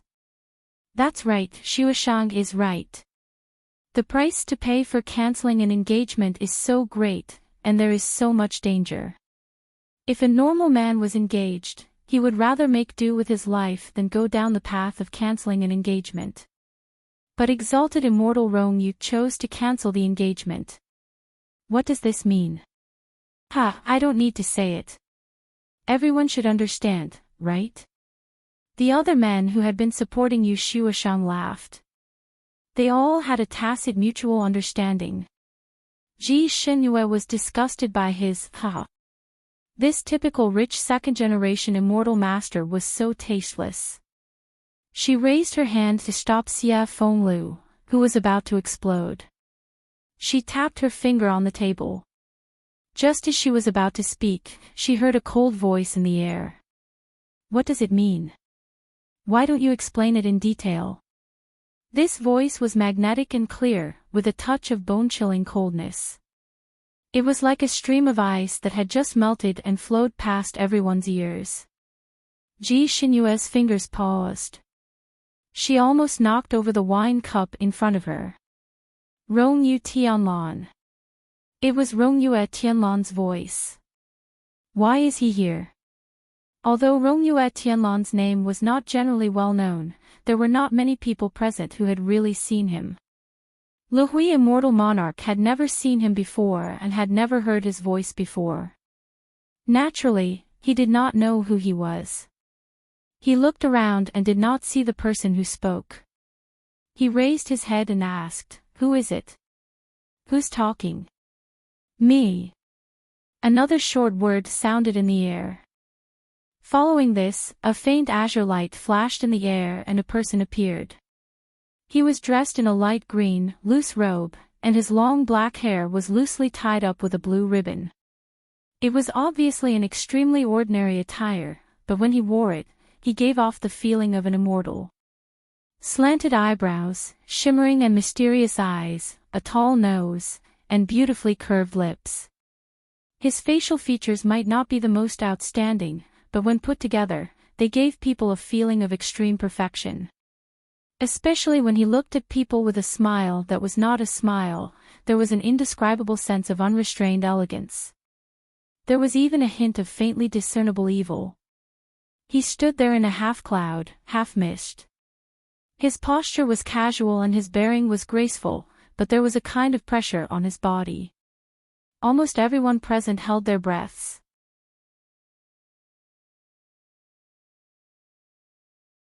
Chapter 2898. Rongyue Tianlan dressed very casually. He didn't have any specific attire. When he first became famous, he liked to wear white as he felt that it was flashy and handsome enough. In addition, he was extremely handsome, so he got the title of White God. Many women's hearts would beat faster when they heard these 4 words. Because of this, some new gods wanted to learn from him, causing white clothes to become the wind. It was almost a disaster. Often, at a gathering, all that could be seen were young talents in white. It was a vast expanse of white, and it was very difficult to distinguish them. This made Rongyue Tianlan, who was somewhat maverick at that time, very depressed.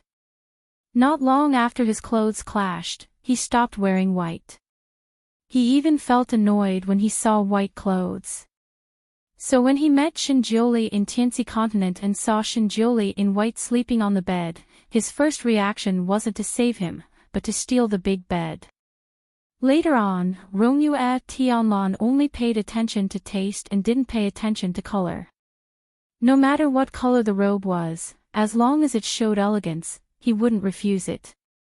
Of course, most of the time, he wore blue, dark blue, sea blue. He had worn all kinds of blue. The reason why he preferred this color was that there weren't many colors for men to choose from. Basically, they were mainly blue, black, and white. He hated white, and black was too dull and serious, which didn't suit his character. Blue, on the other hand, was still very elegant and elegant. More importantly, this color was resistant to dirt, unlike white, which would be like wearing a rag if it was slightly dirty. As for red, he felt that the color was too flashy and too evil. It didn't suit his style. This time, Rongyue Tianlan appeared wearing a light green wide robe. The corners of the robe were hooked with dark cloud patterns. A thin plum blossom was slanting out of the sleeve, swaying with the wind. It was as if there was a plum blossom fragrance coming from his body. There was a faint coldness in the elegance. His appearance and bearing were undoubtedly the most outstanding. His robe fluttered down and he landed right in front of the stage. A person like him was a beautiful sight no matter where he stood. He could make all the people or things around him become his foil. Behind him, there were still beautiful dancers who hadn't left the stage. Those dancers were originally very outstanding and eye-catching. But under his reflection, each and every one of them was like a dim star, no longer unique. What a show-off! Ji Xinyut sighed in her heart. She knew that Rongyue Tianlan had always been showy and did not keep a low profile, but today, she seemed to be 10 times more showy than usual. Especially the robe he was wearing. It was obviously a low-key color, but when he wore it, it shone brightly. It was almost impossible to shift one's eyes away from it.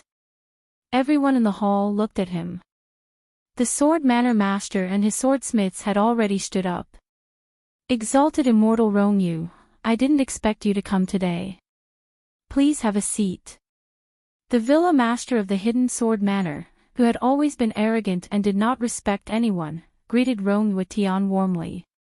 His demeanor could even be said to be respectful.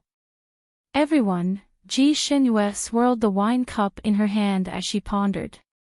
From the looks of it, Rongyue Tianlan's relationship with the hidden sword manor was not shallow.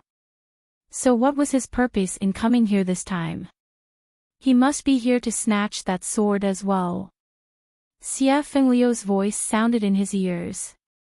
Ji Xinyu lamented in her heart that Xie Fenglu really knew how to read her mind. She asked, it said that it's a female sword.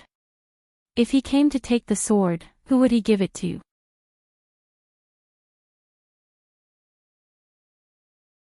Chapter 2899. Could it be that he wanted to give it to her? Breakup compensation. Xie Fenglu smiled lightly, his eyes filled with disdain. 8 days ago, I saw him drinking with a white-clothed woman in a restaurant in Autumn Maple City. That white-clothed woman was extremely beautiful, and their expressions were very intimate. Ji Xinyue's fingertips paused for a moment, then she raised her eyebrows. I heard that he has many female friends, that lady in white might be one of them. Meeting a female friend by chance and having a drink in a restaurant was a very normal thing. Just like her, she also had a few female friends and would usually go for a drink when she met them. Of course, she had always been using the identity of Xinyu to outsiders. None of those friends knew her true identity and wanted nothing more than to put their arms around her shoulders when they saw her. Fortunately, she managed to slap them away without batting an eyelid. Ji Xinyue realized that her thoughts had wandered off again and quickly pulled herself back. Xia Fengliu's voice sounded again. That lady in white didn't seem like an ordinary female friend. He treated her differently and looked at her with a very gentle gaze. I also heard a few words of their conversation. That lady seemed to have mentioned some kind of sword, and then Rongyue Tianlan said to leave it to him. Now it seems that he came here to fight for the sword for that lady. There are already many opponents this time, if he joins in. As he spoke, Xia Fenglu was already very worried. Ji Xinyue frowned slightly and unhappily scolded her junior brother. Eavesdropping is immoral. Why did you have to listen in on other people's conversations? Xia Fenglu was speechless. After scolding her junior brother, Ji Xinyue didn't speak anymore and lowered her head to take a sip of wine. She and Rongyue Tianlan had already broken off their engagement and had nothing to do with each other anymore. Therefore, it had nothing to do with her who he fought for the sword for. At most, there would be one more opponent to fight for the sword. It was nothing, she didn't have much attachment to the sword in the first place. She twirled the wine glass in her hand and was deep in thought when she suddenly felt Xia Fenglu on her left side tense up. She was slightly stunned and turned to look at him. What's wrong? What are you nervous about? Before she could finish her sentence, there seemed to be movement on her right side. A clear and magnetic voice sounded. This seat is not bad, this supreme immortal will sit here. Ji Xinyue turned her head stiffly, and saw the exalted immortal Rongyue Tianlan sitting down on the empty seat to her right. The distance between them was less than half a foot, and when they sat down, his shoulder was almost touching hers. The familiar faint plum fragrance entered her nose, causing Ji Xinyu to feel an indescribable sense of irritation. This person had a halo around him. As he sat there, he attracted the attention of everyone present. Ever since he appeared, all the women present were dumbfounded. Even Yu Shuashang's cold eyes flashed with a touch of fire. Although she did not stare directly at Rongyue Tian, she still glanced at her from time to time. Therefore, Rongyue Tianlan's every move did not escape her eyes. She saw this exalted immortal Rongyue politely reject the hidden sword manor lord's good intentions, saying that she was also here to fight for the sword, so she should sit at the same table as everyone else. Then, he fluttered over to them. The other men were still fine, but the women below almost went crazy. Their eyes followed him, and they couldn't wait to invite him to sit at the same table as them. They might not be able to get the sword, but if they could eat at the same table as this supreme immortal, then this trip would not be in vain.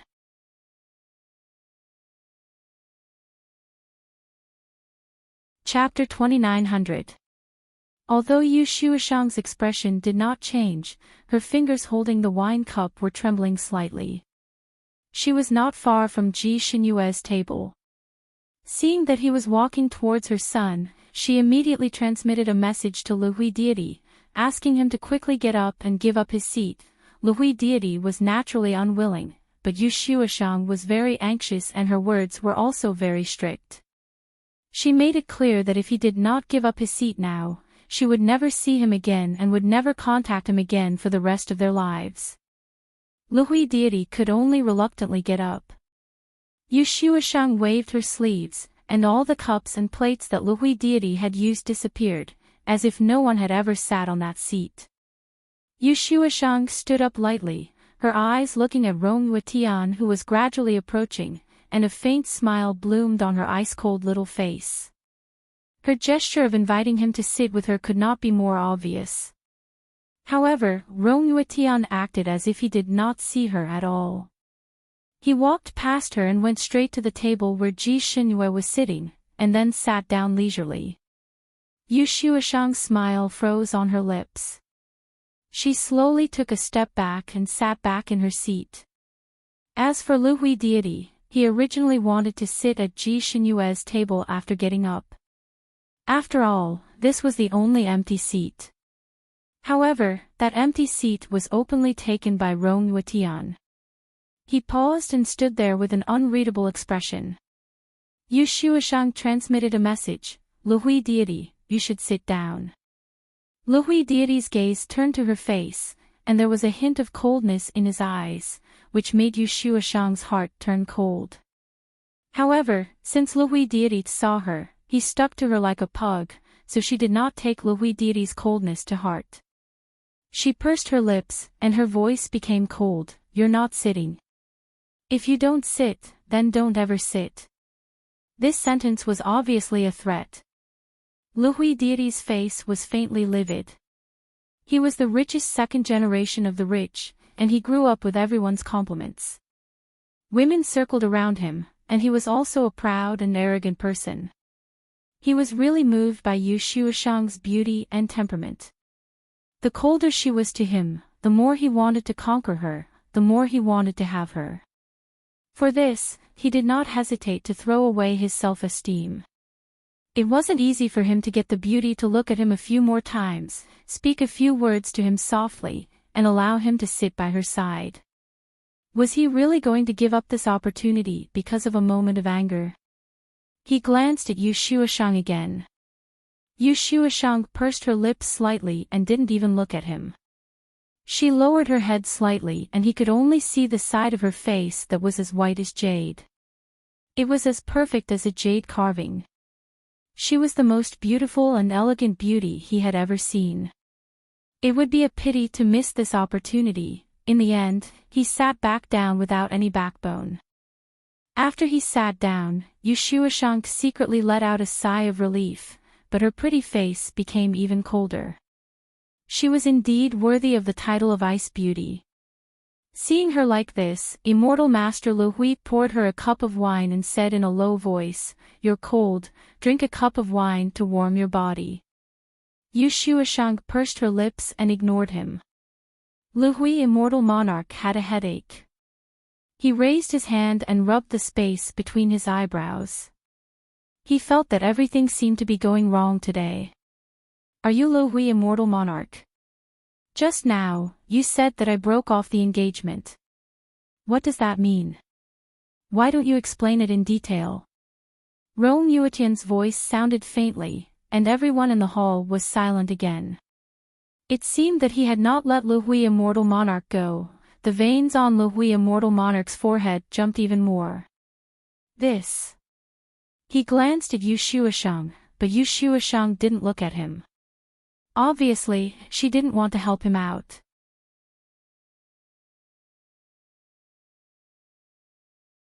Chapter 2901. He could only bite the bullet and say, "This means that His Highness Rong Yu doesn't like Princess Ji Xinyue. Ji Xinyue isn't as outstanding as they say." Ji Xinyue frowned. What kind of strange argument was this? Rong Yu Tianlan didn't like her because she wasn't outstanding enough.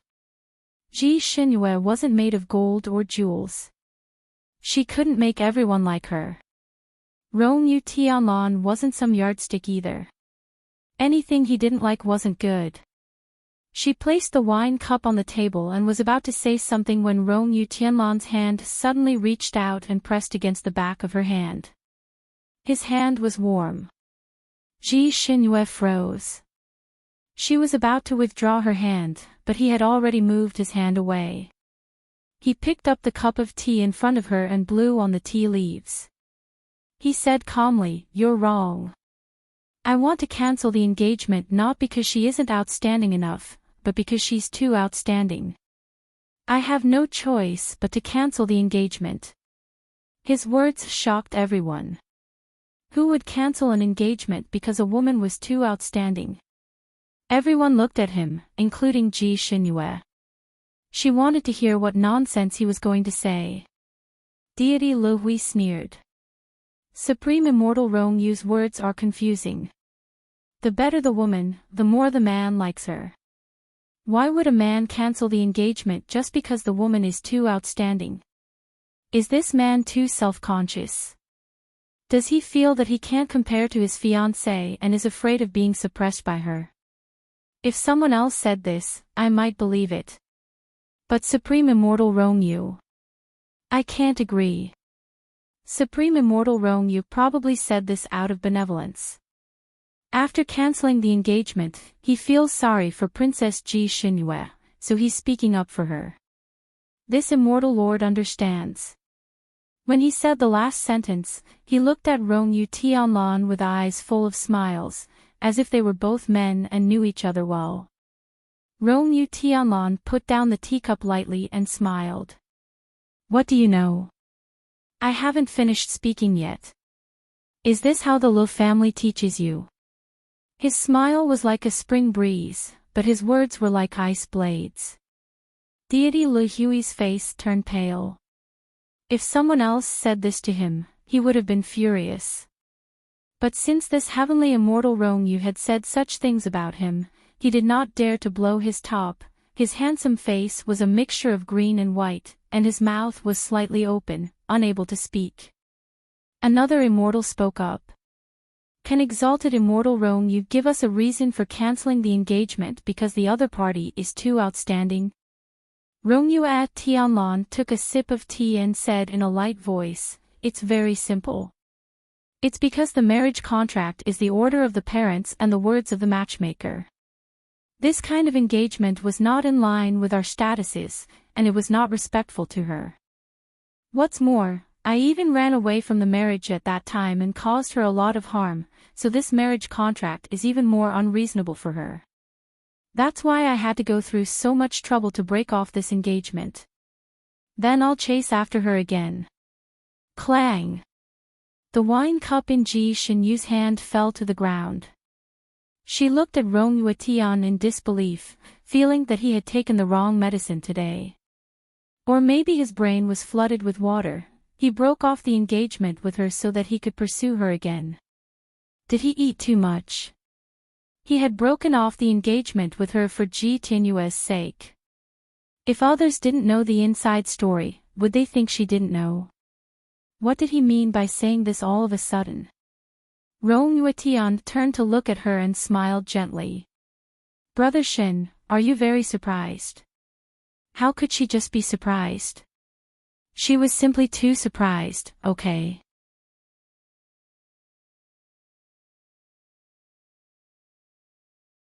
Chapter 2902.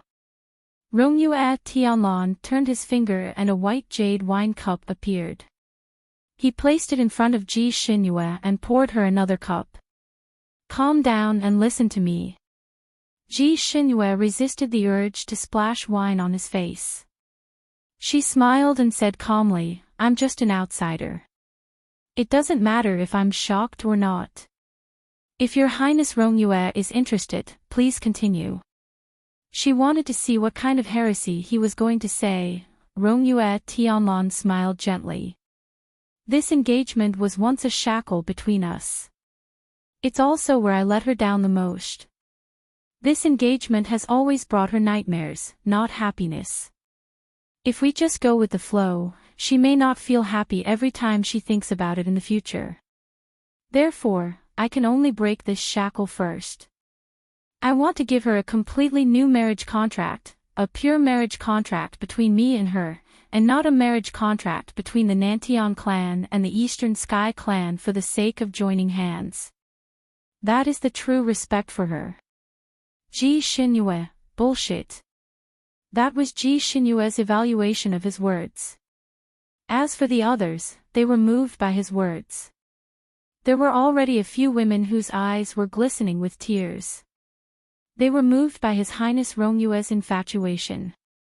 They were all secretly envious of Princess Ji Xinyue. Because of Rongyue Tianlan's attitude, Princess Ji Xinyue gained more votes and more points. The host finally found a chance to speak. So, Supreme Immortal Rongyue is also fighting for this sword for Princess Ji Xinyue. Rongyue Tianlan said, "I'm indeed fighting for the person I love." Applause rang out in the hall, especially those who knew they had no hope of winning the sword. They clapped the loudest. They clapped and cheered for Rongyue Tianlan while looking at Yu Shuashang. Just now, this woman's tone was as if she was determined to win. With a cold face, she pretended to be an ice beauty, causing their men to look at her frequently. It was obvious that they were fascinated by her. This made some of the women extremely angry. Now that they had a chance to suppress her, they would naturally spare no effort. Yu Shuashang's pretty face could no longer be described as black. She pursed her lips tightly and suddenly laughed softly. "Your Highness Rongyue is so affectionate. Even Shuashang is touched." However, this divine sword had to choose its master personally. In other words, the future master of the divine sword had to come here personally. However, Princess Xinyu did not come. After all, she was the princess of a clan, and she was also the beloved disciple of sect leader Zi Yun. Evidently, she did not take this sword seriously. On the other hand, the divine sword requires its owner to treat it wholeheartedly.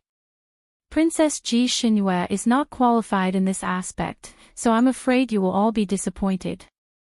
These words were clearly meant for the divine sword to hear. After all, everyone present could sense the summoning power of the divine sword, so they believed that their actions could be seen and heard by the divine sword. This Yu Shuashang looked cold and indifferent, as if she was untainted by the mortal world, but her scheming was not ordinary. Rongyue Tian finally glanced at her, the corners of her lips curled up. Fairy Shuashang is indeed a cold and elegant white lotus. Yu Shuashang was stunned. She did not understand the meaning of the phrase, white lotus, and thought that Rongyue Tianlan was praising her. A smile appeared on her pretty face. "Your Highness Rongyue is overpraising me." Rongyue Tianlan smiled. "You're not overpraising me." This phrase is very suitable to describe Fairy Shuashang. However, Fairy Shuashang forgot one thing: there was more at night. Mwah.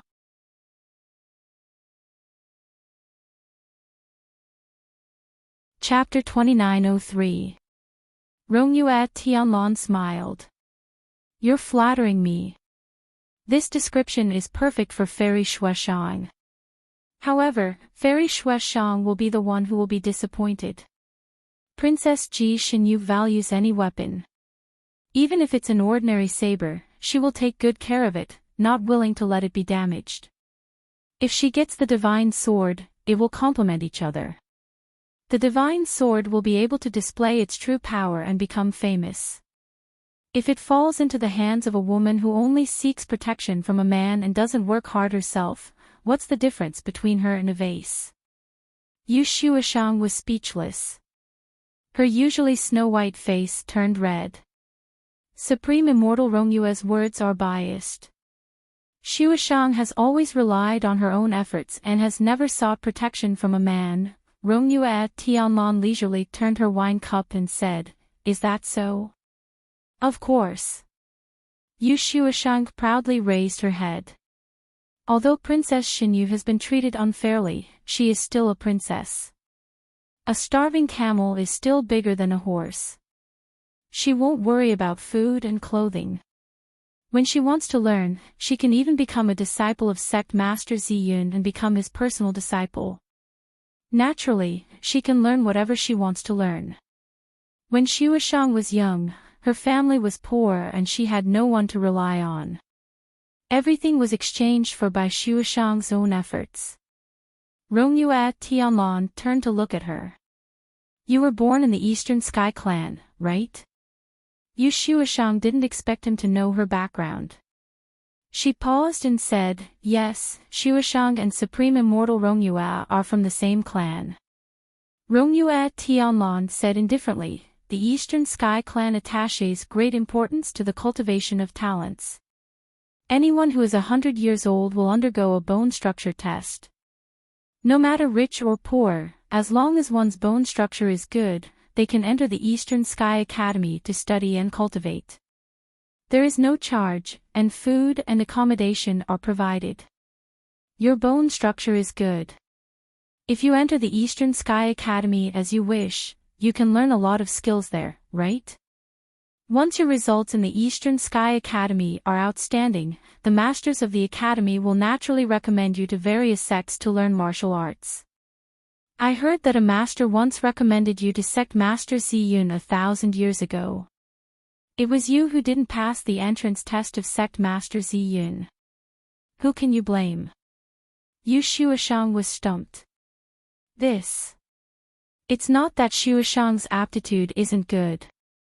It's just that the Purple Cloud sect leader no longer accepts disciples. Otherwise, Xueshang would definitely be able to become his disciple. Rongyue Tianlan had yet to speak when Xia Fenglu sneered, nonsense.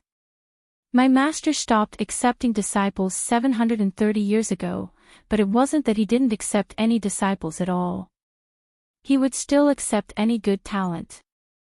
For example, I became his disciple 690 years ago. He didn't accept you back then only because you didn't have enough aptitude.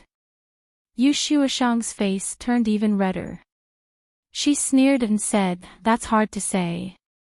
Xueshang's aptitude has always been the best among women. How is it that my aptitude isn't enough? The sect master refused to accept me because he only accepted one female disciple. It's Princess Ji Xinyue's good fortune to pay her respects to him first. Xia Fenglu said, nonsense. My master never said that he would only accept one female disciple. He didn't take them in because they didn't meet his requirements.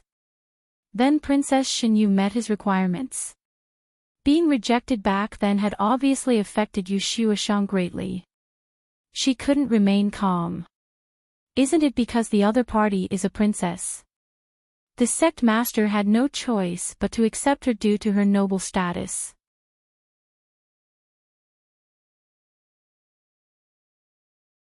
Chapter 2904. Xia Fenglu laughed. You really know how to find excuses for yourself. My master's reputation was widespread, and I don't know how many people wanted to be his disciple. Among them, there was no lack of princesses from various races, but my master rejected all of them because they did not meet his requirements. And my senior sister. At this point, Xia Fenglu glared at Rong Juishan fiercely. Because of someone's escape, my senior sister has been branded with a name that doesn't belong to her. Words like jinx, bad aptitude, stupid, don't be too common. When she was first sent here, my master did not want to accept her at all. He did not even see her and ordered people to send her back.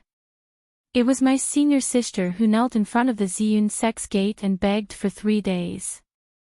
She did not ask for anything else, but for my master to see her and really test her aptitude before deciding whether she should stay or leave. My master was moved by her tenacity, so he came out to see her. He originally wanted to make her give up and send her away, but he did not expect that when he really met her, he found out that my senior sister had a rare aptitude that was hard to come by in 1,000 years, so he hurriedly accepted her. This could be said to be the Ziyun sect's secret, and it was the first time everyone heard about it. They were all stunned, not expecting Ji Xinyu to have such an encounter at that time. Ji Xinyu could not help but glance at Xia Fenglu. She did not expect this kid to be so good at digging up her secrets. How could he know such a confidential matter so clearly? Xia Fenglu's lips curled up slightly. Master regretted almost missing out on a good seedling, and even opened the door later on, no longer limiting the number of disciples between men and women. At that time, you went to acknowledge him as your master. If your aptitude was enough, he would definitely not miss it. The reason why he did not accept you was obviously because your aptitude was too poor. Now, you are talking about your identity, saying that you were rejected because you were not a princess. Don't you feel ashamed? Yu Shuashang was very embarrassed, and her face turned even redder. Rongyue Tianlan's words were like a needle hidden in silk floss, but Xia Fengliu's words were very direct, which made her extremely embarrassed. She had always been cold and arrogant in front of others.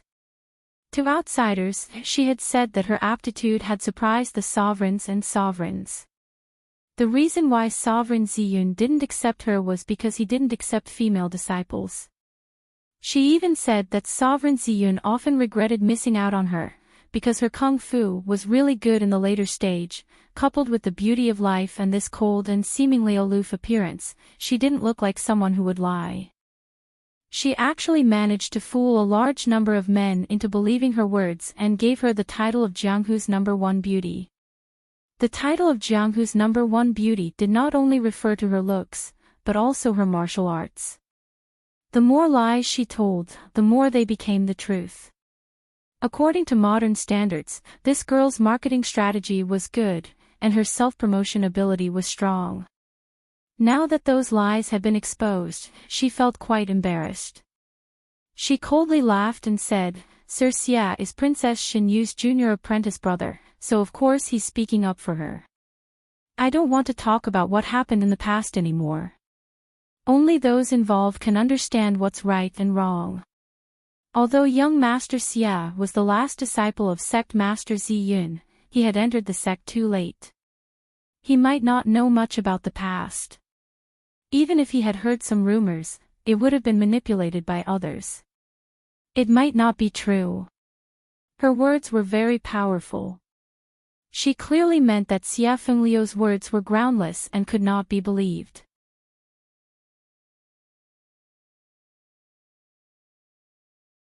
Chapter 2905. She even hinted that what Xia Fenglu heard was said by Ji Xinyue herself. Besides, they were on the same side, so everything Xia Fenglu said couldn't be trusted. Sure enough, after she said this, everyone began to doubt Xia Fengliu's original words again. Deity Lu Hui took the opportunity to say, that's right. Lord Xia has always fought for opportunities for your senior sister, so naturally, he'll side with her. What he said is unbelievable. For example, you said that the snow-clad fairy was rejected by Sect Master Ziyun because of her poor aptitude. However, the snow-clad fairy's aptitude clearly wasn't bad.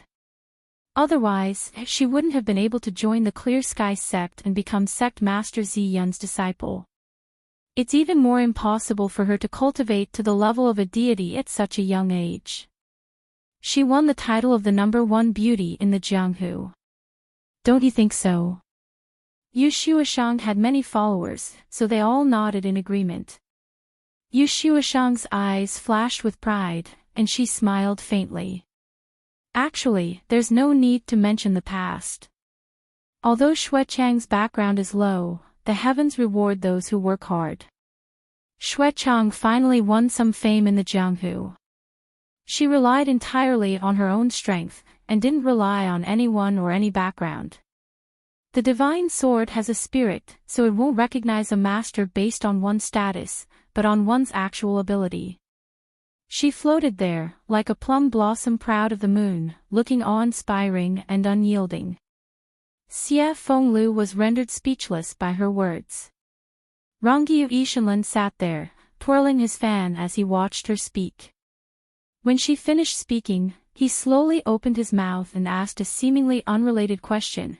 Where did Fairy Xuechang go after she was rejected by sect leader Ziyun? Yu Shuashang was stunned, then answered, Xuechang went to the Clear Sky sect after she was rejected, and was accepted as a disciple by sect leader Ziyun. Rongyu Yishanlin twirled his fan. You were rejected by sect leader Ziyun in February of that year. However, you entered the Clear Sky sect in June of the following year. Where did you go during that time? Yu Shuashang's heart skipped a beat. I traveled everywhere to find a master. then you and Immortal Master Wu Tianqing met at that time, right? Rongyu Yishanlen threw out another question. Yu Shuashang's expression changed slightly. Exalted Immortal Rong Yu also knows Immortal Master Wu Tianqing. I am the one asking you. You only need to answer yes or no. Rongyu Yishanlen's voice turned cold. As soon as he released his exalted immortal aura, Yu Shuashang was suppressed to the point that she almost couldn't breathe. Unconsciously, she told the truth, yes. Wu Tianqing's aptitude is not bad. She has cultivated to the immortal monarch realm before becoming a disciple. You met her during your travels, and she fell in love with you at first sight, right? Rongyue Tianlan continued to ask. Yu Shuashang pursed her lips. She didn't want to answer, but she couldn't help but say, yes, he likes me very much. How much do you like her? Can I betray my family for you? Rongyu Yishanlen's eyes flickered. Yu Shuashang's face turned pale, but she couldn't stop herself from saying, yes, I could tell that his aptitude wasn't really good, so I tried to get some information from him. I finally found out that his family was refining a kind of secret medicine that could improve a person's aptitude, so I asked him to get the medicine for me. Medicine? Refining the medicine. Although the medicine had such a heaven-defying effect, it was extremely difficult to refine. Not only were the herbs hard to find, but it was also difficult to gather a set even after decades. More importantly, the medicinal primer needed to refine it was very abnormal. It required the flesh and blood of the first child of the Wu family's direct bloodline. The child had to be born when the child was 6 months old using a secret medicine to hasten the birth of the child. Is that right? Rongyu Yishanlen pressed on.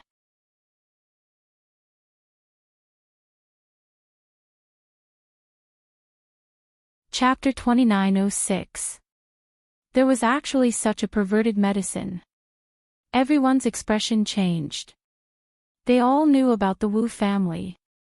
Generally, a family might not produce a genius with extraordinary aptitude after many years, but the Wu family produced one in every generation, making everyone in the Fanning continent envious.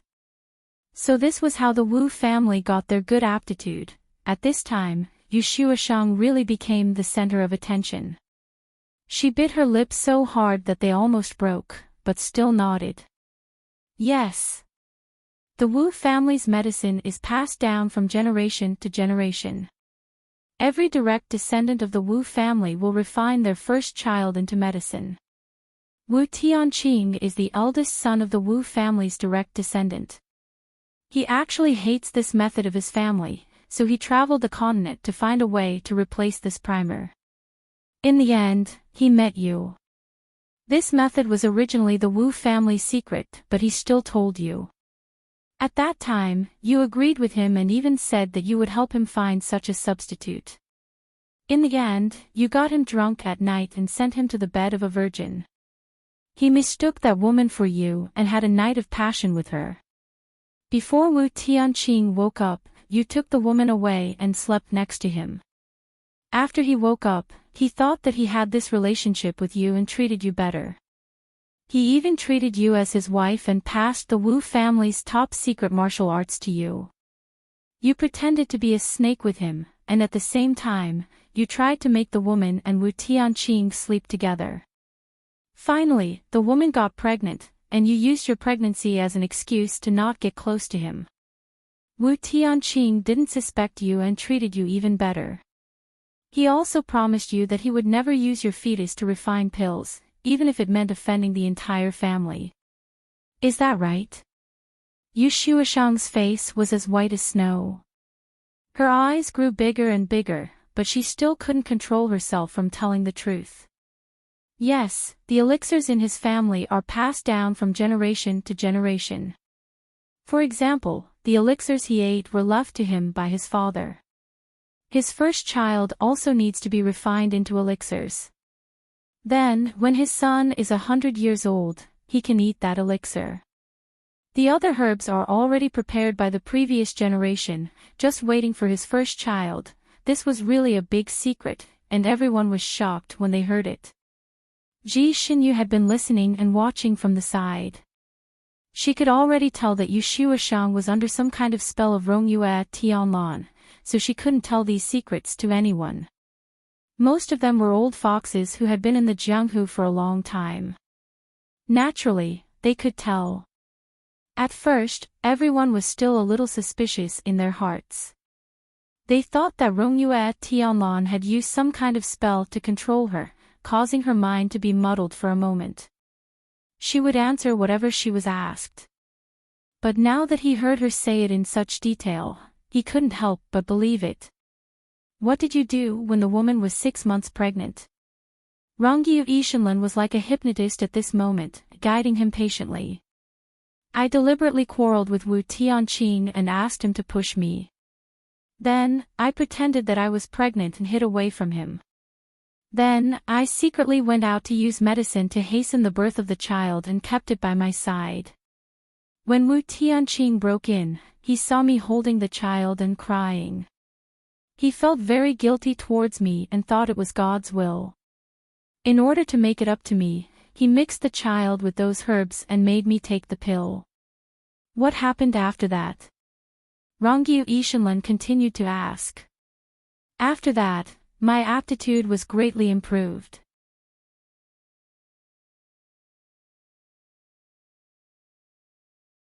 Chapter 2907.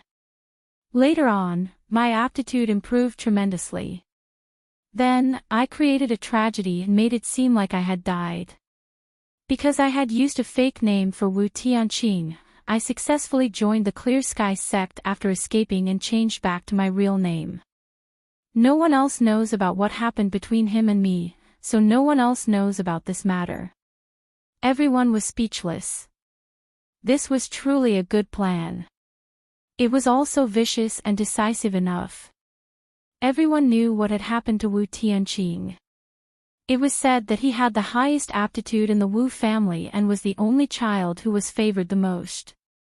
Later, he met a strange woman during his travels and fell in love with her at first sight. They were inseparable until the woman died tragically. Wu Tianqing couldn't bear the blow and went crazy. He ran around the Sanskrit continent until he somehow fell into the sea and was never seen again. The Wu family's direct line of descent was also cut off because of his early death. Since then, the Wu family had been unable to recover from the setback, and no one with aptitude had been born. Everyone looked at Yu Shuashang with shock and disbelief in their eyes. No one expected the snow fairy, who had always been known to be otherworldly, to have such a scheming mind. Wu Tianqing's story was a tragic love story in the Jianghu. It was almost comparable to the modern version of Liangzhu, and it was even adapted into a novel that was widely read in the Fanning continent. Who would have thought that such a sordid past was hidden behind this beautiful love story?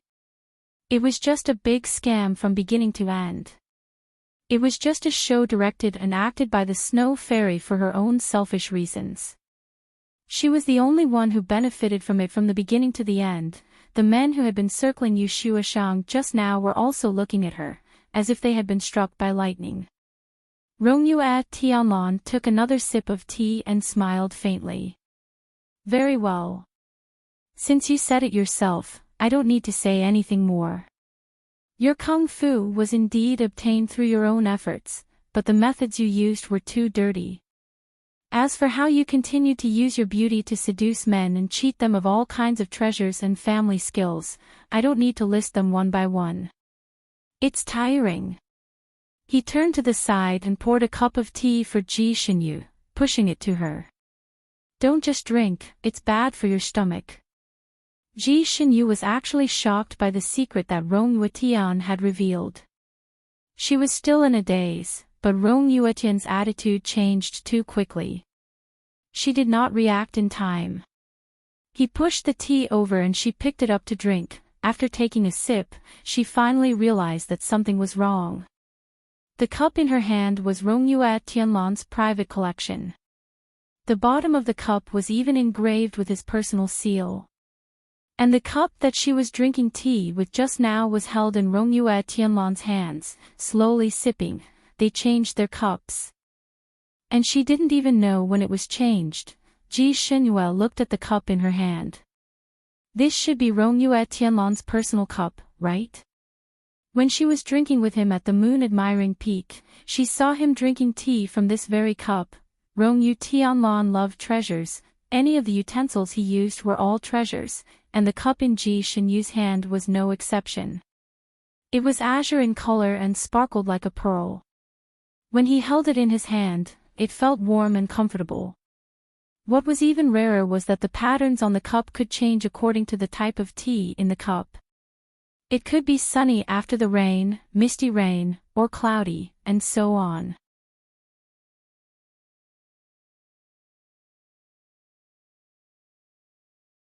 Chapter 2908.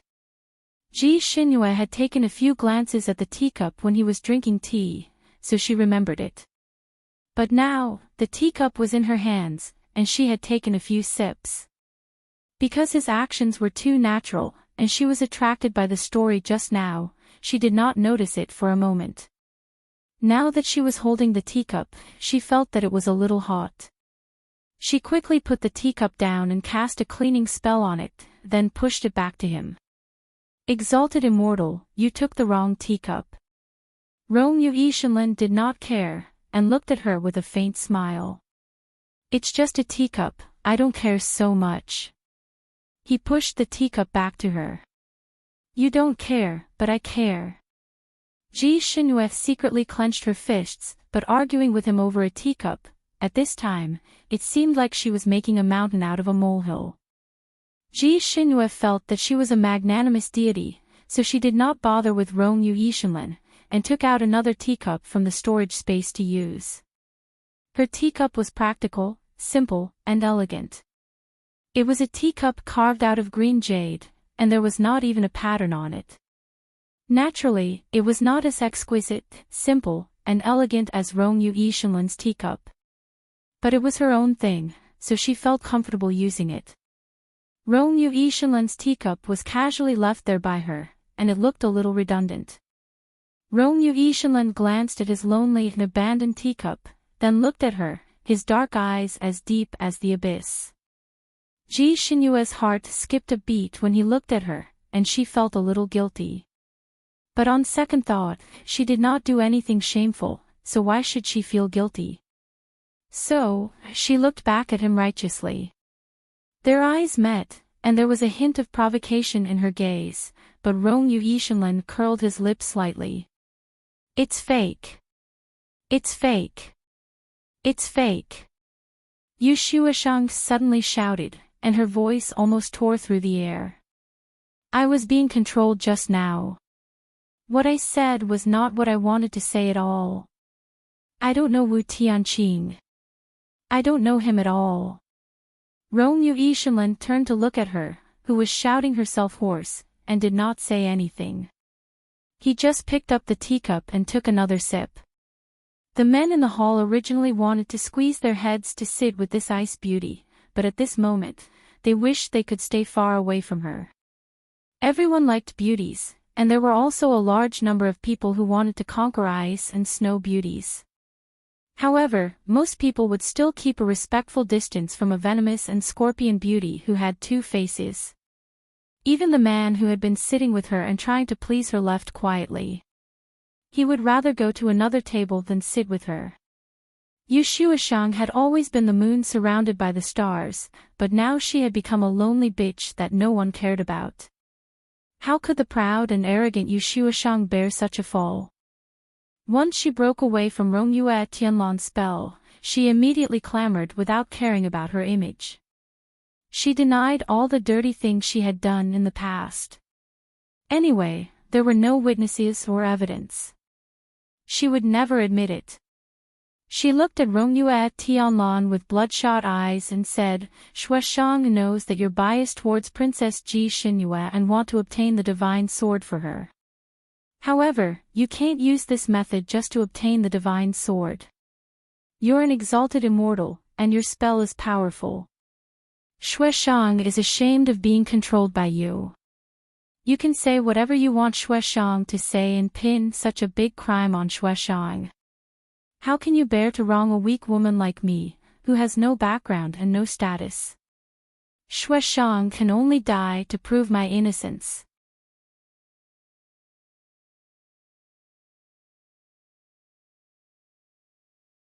Chapter 2909. She suddenly raised a palm and slapped it down on her own head. She was really fierce. This palm carried the faint sound of wind and thunder. Once it hit, her big head would be smashed into a rotten watermelon. Of course, this palm was not very fast because it needed to be activated in advance.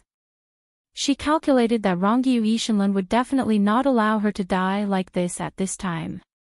He would save her, otherwise, he would be accused of framing the younger generation.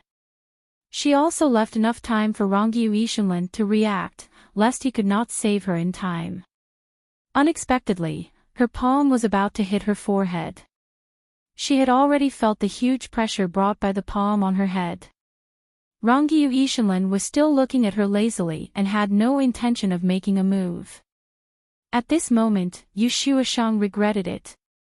She had sold her body many times and put in a lot of effort to climb to this position. How could she be willing to die like this? But the words had already been said. If no one stopped her, how could she have the nerve to go easy on him? She regretted it so much that she wanted to vomit blood. She felt that she should not have been so impulsive that she could not step down. Now, she could only slap herself to death first.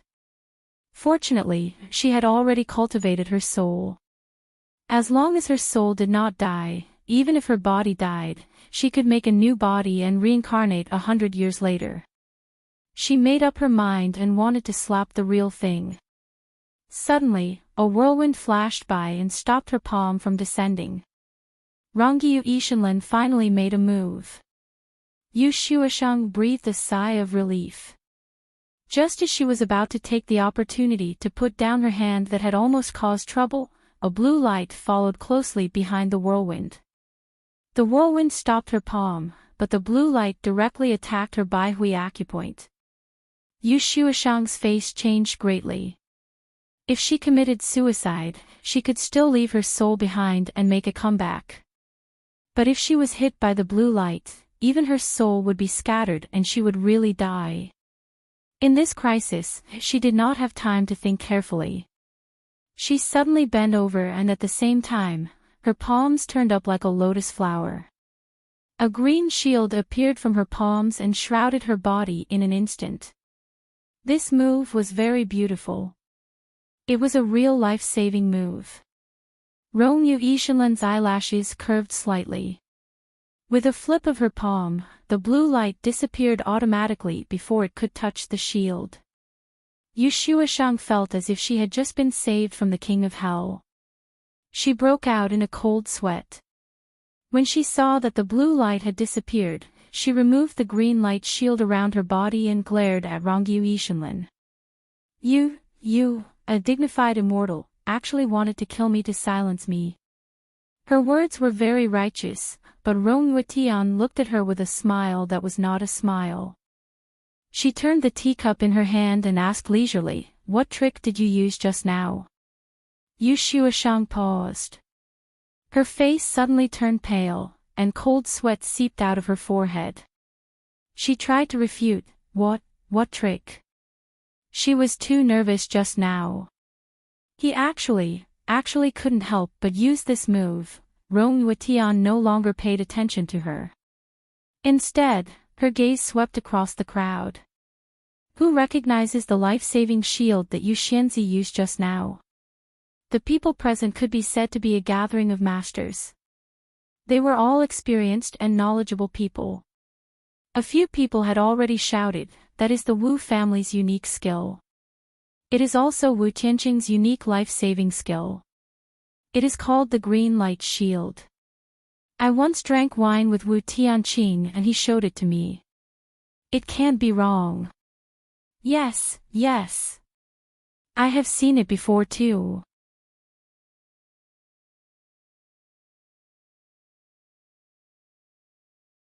Chapter 29:10. This move was lost after Wu Tianqing died.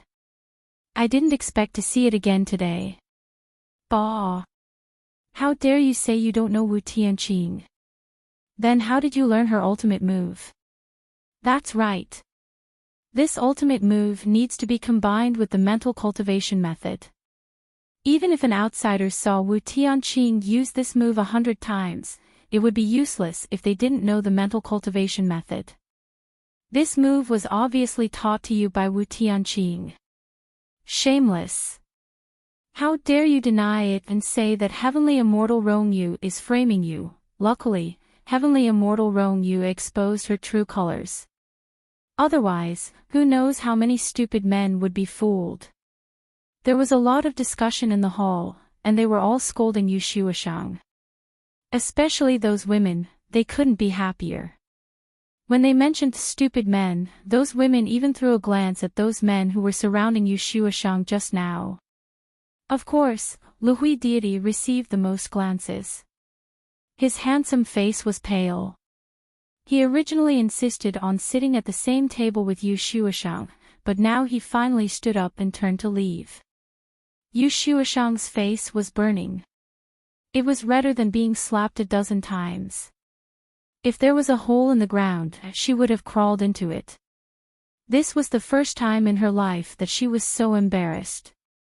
She took a deep breath and wanted to save some face for herself.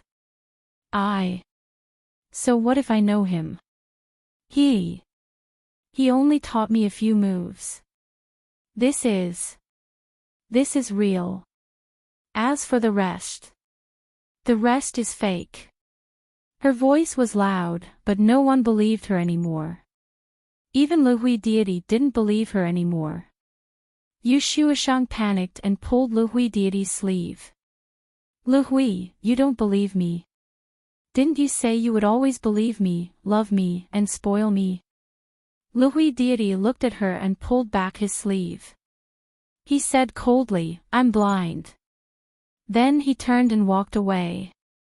She was the only one left at the lively table. Yu Shuashang stood there, looking lonely. She knew that she should leave now, but she couldn't accept it. She could still feel the call of the godly sword, and this feeling was even stronger than before. It seemed that the godly sword wanted her to stay and didn't want her to leave. She steeled her heart and said, the innocent knows they are innocent, and the muddy knows they are muddy. She simply sat down in front of the table with a cold expression on her face. Her nose was at her mouth, and her mouth was at her heart. She no longer cared about the ridicule and abuse around her. This was out of the women's expectations. They didn't think that someone could be so thick-skinned. These women tried their best to insult her with words, but Yu Shuashang seemed to have eaten a heavy weight and steeled her heart, sitting there motionless. Seeing her like this, Ji Shenyu somewhat admired her, admired how thick-skinned she was. Although Yu Shuashang's true colors had been exposed, she had only used Wu Tianqing in a despicable manner, which was not considered a great evil. Even if everyone despised her character, they couldn't really do anything to her. Moreover, the villa master of the Hidden Sword Manor did not chase her away. Therefore, if Yu Shuashang did not leave, no one could do anything about it. After watching the commotion for a long time, the host finally followed the rules and asked the last person, young master Huang Qinglu, who is this young master fighting for that sword? Huang Qinglu had been invisible just now, and everyone had almost forgotten about his existence. He was sitting at the same table as Ji Shenyu. 3 of the 4 people at the table chose Ji Shenyu.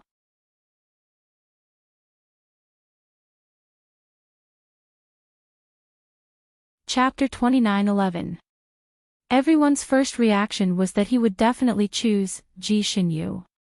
Unexpectedly, this Master Huang smiled and looked at Xia Fenglu, saying calmly, I did it for him. Everyone, the wine cup in Ji Shenyu's hand almost fell to the ground again. Xia Fenglu jumped up, his baby face flushed red. What nonsense are you talking about? I'm a man. Huang Qinglu was very calm. He raised his eyebrows and looked at him. Did I say you're a woman? Then why did you want to give me that broken sword?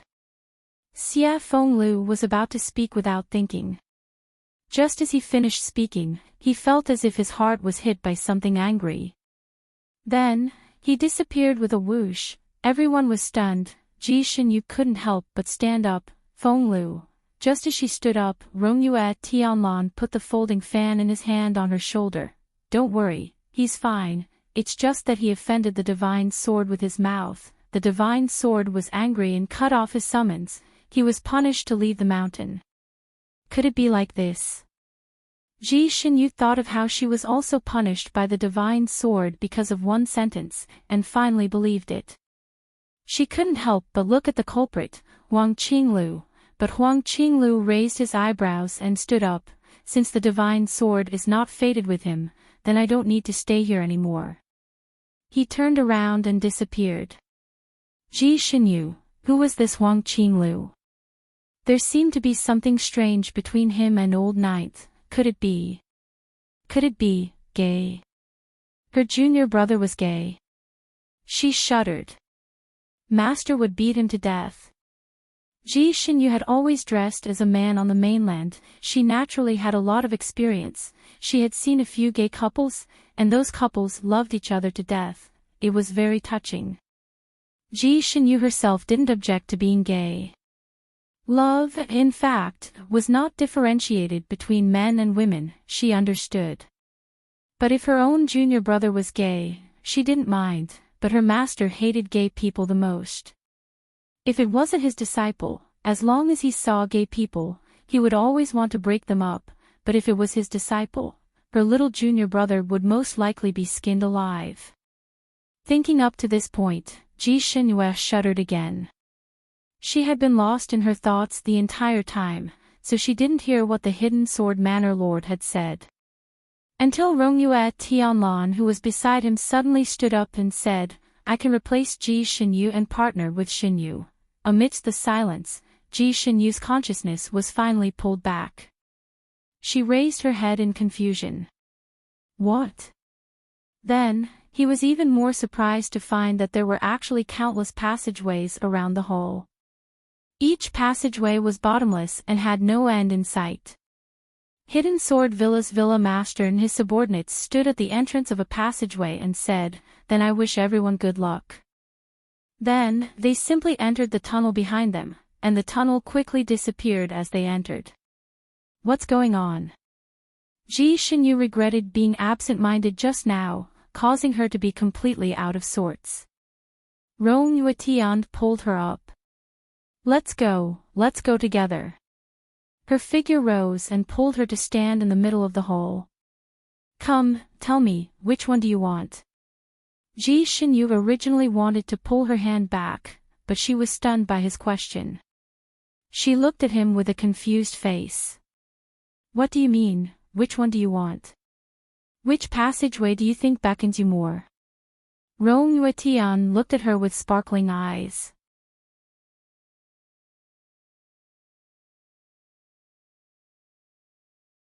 Chapter 29:12. Fortunately, he was still gentlemanly. After pulling Ji Shinyu onto the stage, he let go of her hand. Ji Shinyu looked at the people around her. They were basically in groups of two, pointing at the passageway.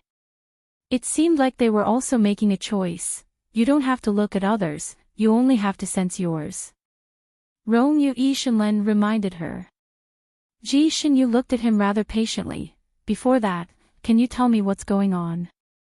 Rongyue Ishinlen glanced at her. You're really good at walking. It's very simple. The divine sword doesn't choose its master based on character or martial arts. It depends on luck, wisdom, and coordination. In general, it wants to examine the comprehensive index of the divine sword's master, so we have to break through another big hurdle. According to the Villa Master of the Hidden Sword Manor, these passageways can all lead to the place where the divine sword is placed. It's just that the distance is different, and the obstacles inside are also different. Only the top 5 who walk through this passageway to the place where the divine sword is hidden will have the right to be chosen by the divine sword. So troublesome. Although Ji Shinyu didn't quite understand some of the terms he said, she understood the general meaning. She looked at the surrounding passageways, then looked at the men and women who were making their choice. She frowned slightly. Do you need a partner? She saw that the other groups were all male and female partners.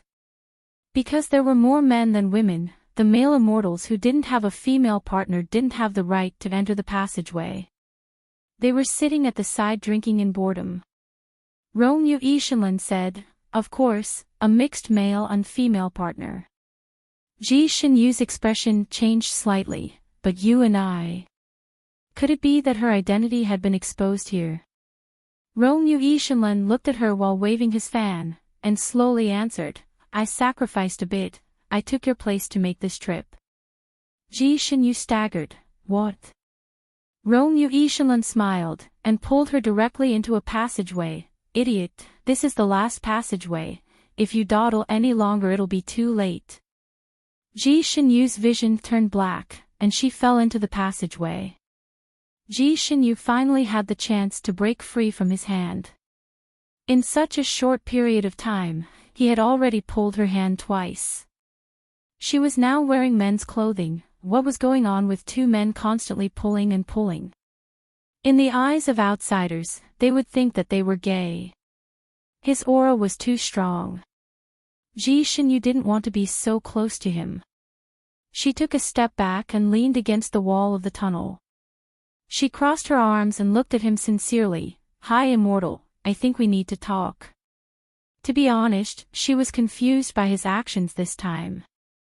There were so many people at the banquet earlier, and it wasn't convenient for her to reveal her identity, so there were some things that were inconvenient for her to say or ask. But now, she felt a little uncomfortable. Rong Yuetian looked at her for a moment and nodded her head decisively. "Okay, you ask and I'll answer." Ji Shinyu pondered for a moment. She had a bunch of questions in her mind. After sorting them out, she asked the most practical question first: fight for this divine sword. If a man can pass himself off as a woman, then why don't those men who haven't found a female partner try to be like you? Rongyue Tianlan waved her fan and gave Ji Shinyu an answer, because their skin is not as thick as mine. Ji Shinyu, the corner of her mouth twitched. "I think that you're quite thick-skinned, but you're fighting for such a rare divine sword after all."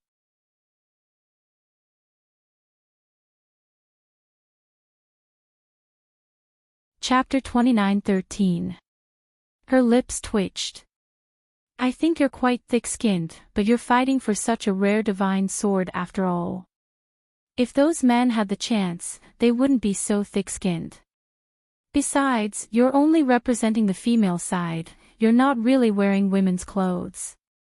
Rongyue Tianlan sighed. "It's simple. Just now, the manor master said the rules. A woman can only find one partner to pass the test, and she has to choose from the men who chose to fight for the sword for her.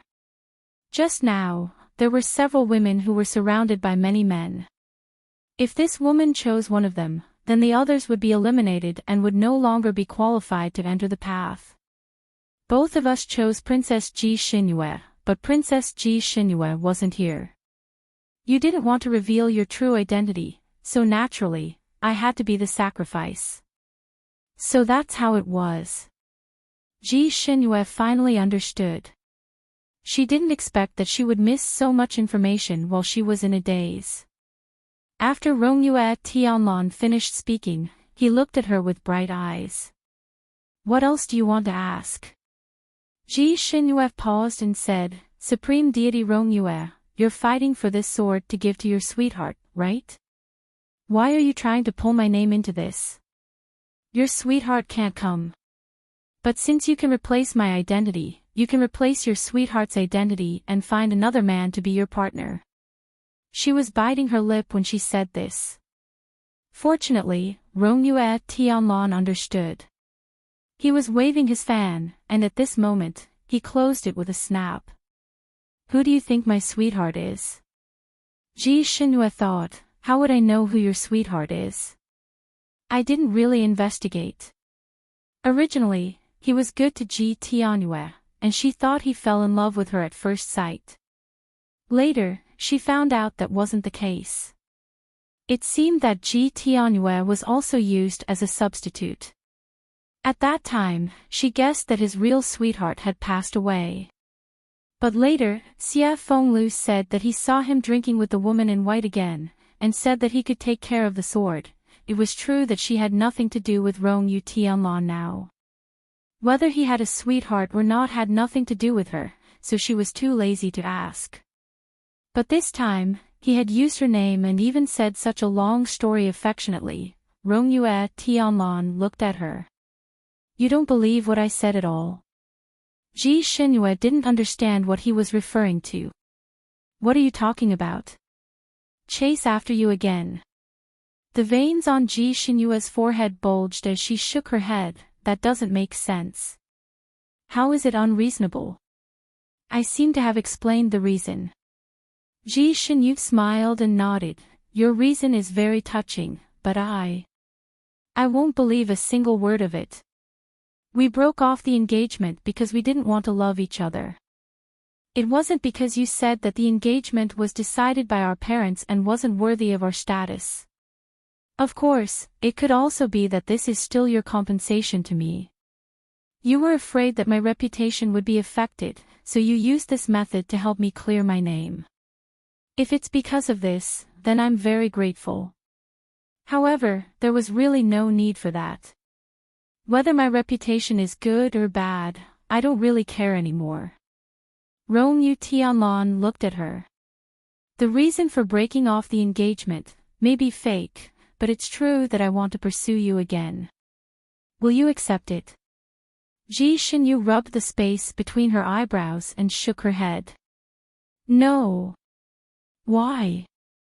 Ji Shinhua raised her eyebrows. Was there a need to ask why? Although she wasn't in the market, she didn't want to be his backup. He didn't want to be anyone's substitute.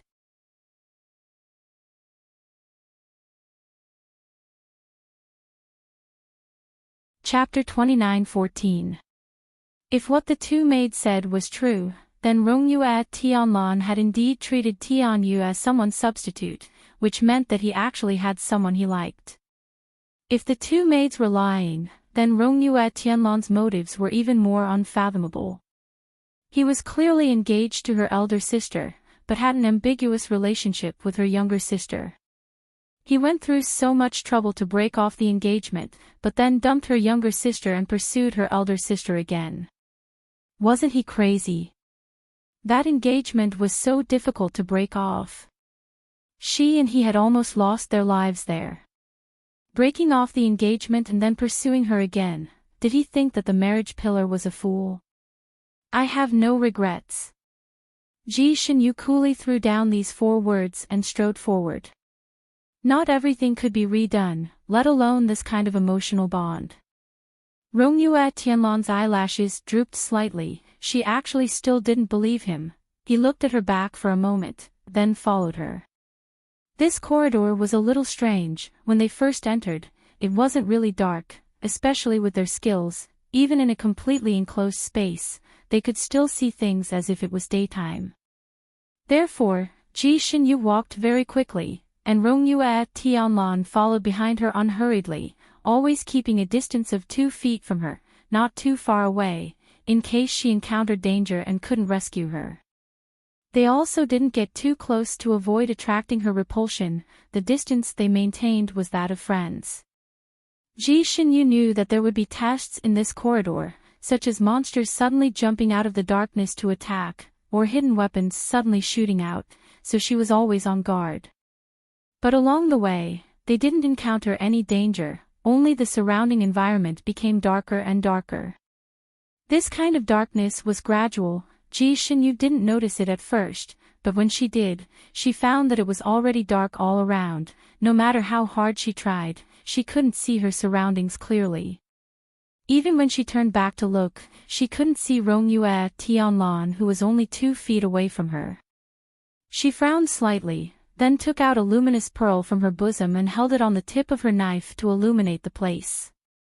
The luminous pearl that could always shine like a small light bulb in the dark was now like a stone that couldn't emit light, not even a fluorescent light. Her surroundings were still pure darkness. What was going on? Was there something wrong with his eyes? Ji Xinyu could not help but raise her hand to rub her eyes. Before her fingers could touch her eyelids, her wrist was suddenly grabbed tightly by someone. Rongyue Tianlan's voice rang out beside her, "Don't rub it. It's not your eyes." Ji Xinyu subconsciously looked in the direction of the voice. She could clearly sense that he was right beside her, but she couldn't see him. Ji Xinyu was not afraid of anything in her life, except for two things, cockroaches and darkness. Even she didn't know when she started to be afraid of these two things. It seemed to be a problem brought about by her birth. Therefore, even if she was looking for a quiet room to meditate, she would not choose a particularly closed room. Instead, she would choose an open and bright place, even if the quiet room was a snow cave. She was already a little traumatized when she entered this long and narrow tunnel. Now that she couldn't see anything, the trauma in her heart could cover the sky. The surroundings were very quiet. It was so quiet that they could only hear each other's breathing. It was as if they were the only living beings in the universe. This black, what's going on? Ji Xinyu tried her best to calm herself down. There should be a sky-concealing cover in this passageway. We are all inside that cover, Rongyue Tian explained.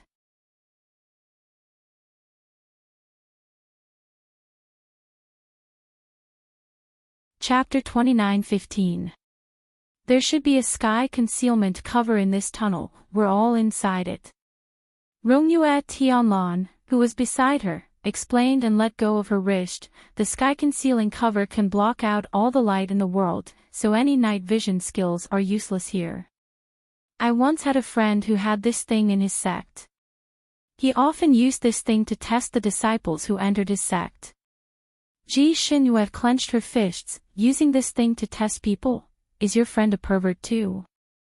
Rongyue Ishanlan was silent for a moment, then admitted sincerely, he is indeed a pervert. He paused again, even his wife often praises him like this. Ji Xinyu. Was this a compliment? In a dark environment, even if nothing came out, it would still give people a sense of insecurity. Ji Xinyu was originally very nervous, but after this conversation with Rongyue Ishanlan, she felt the tension in her heart lessen a little. In absolute darkness, it was difficult to distinguish directions.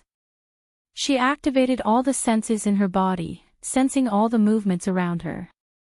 People in the dark were actually the most nervous about what was behind them, because they often felt that there was some unknown danger behind them that would grab them.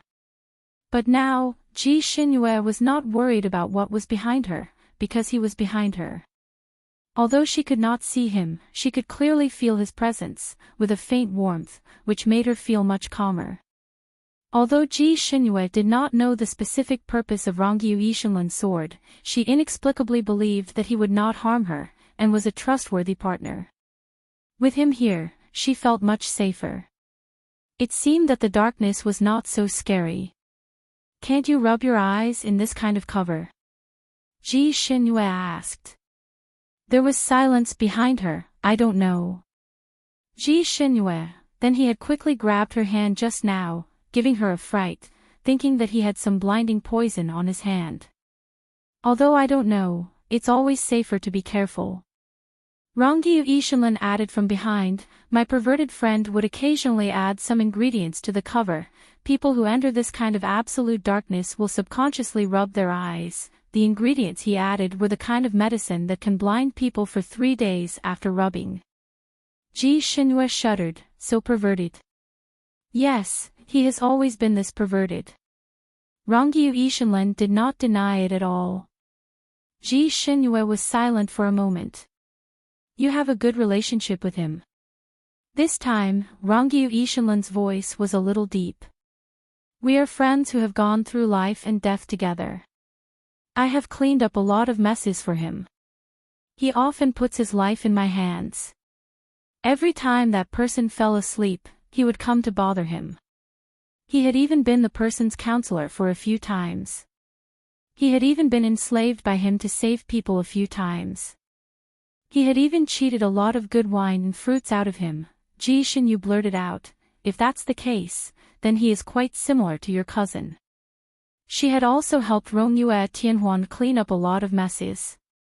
Whenever that brat was in a dangerous place, he would entrust his life to her. As long as she was by his side, he would dare to cause any trouble and provoke any monster. Rongyu Yishanlin sneered, Tianheng can't be compared to him. Ji Xinyu misunderstood, he's not as good as your cousin. Then you're really pitiful to have such a friend. Rongyu Yishanlin had the urge to laugh again, but shook her head. I'm not pitiful. Although it is a little troublesome to be friends with him, it's a good thing that we have similar interests. It's not easy to find a confidant in life, so even if he is quite perverted, I am willing to be friends with him no matter how troublesome it is.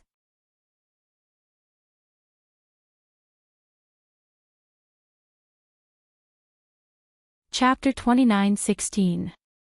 Ji Xinyue was speechless. It turned out that Supreme Deity Rongyu was a masochist. It was said that fish would look for fish, and shrimp would look for shrimp. His friend was a pervert, and this Supreme Deity Rongyu was also quite perverted. At the very least, she couldn't figure him out. She was often bewildered by the things he did.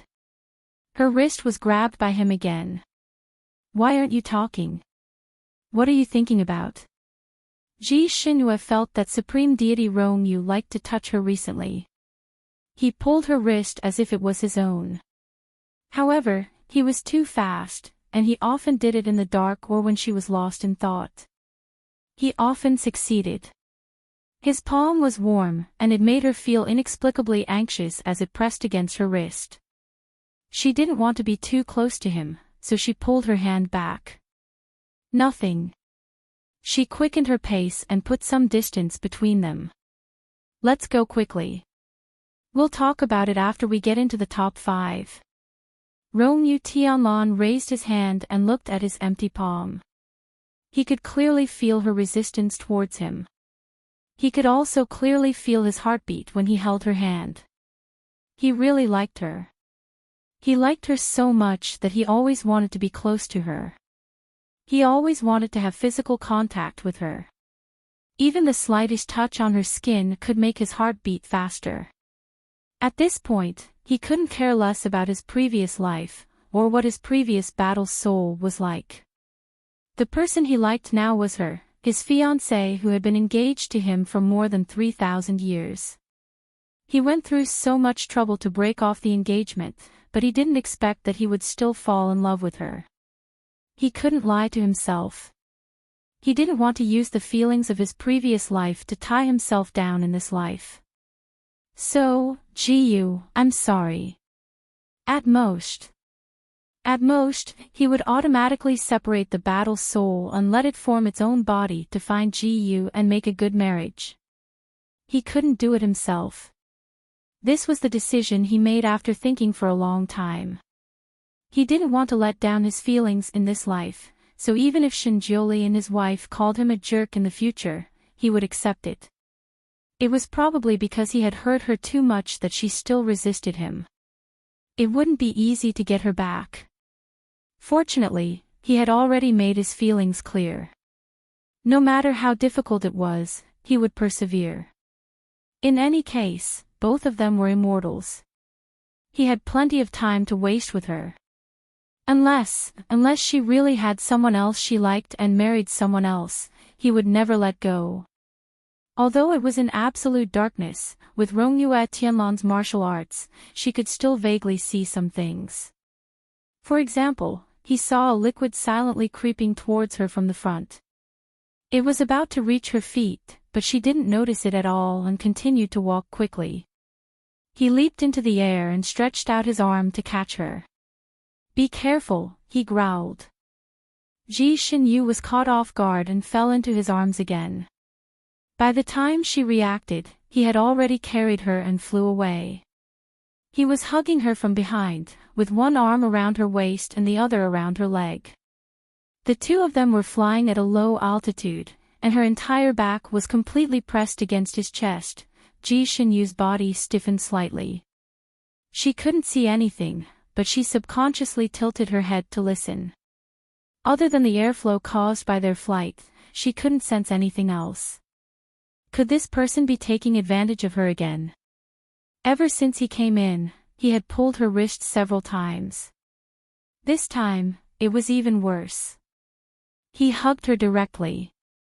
You're tuning into the LoveLore Library YouTube channel. We're so grateful for your support, and don't forget to subscribe to join us on this incredible journey through captivating stories. Your generosity through donations truly makes a world of difference, as it's the primary source of revenue that allows me to expand and enhance this channel for you. Thank you from the bottom of my heart for being a part of this adventure.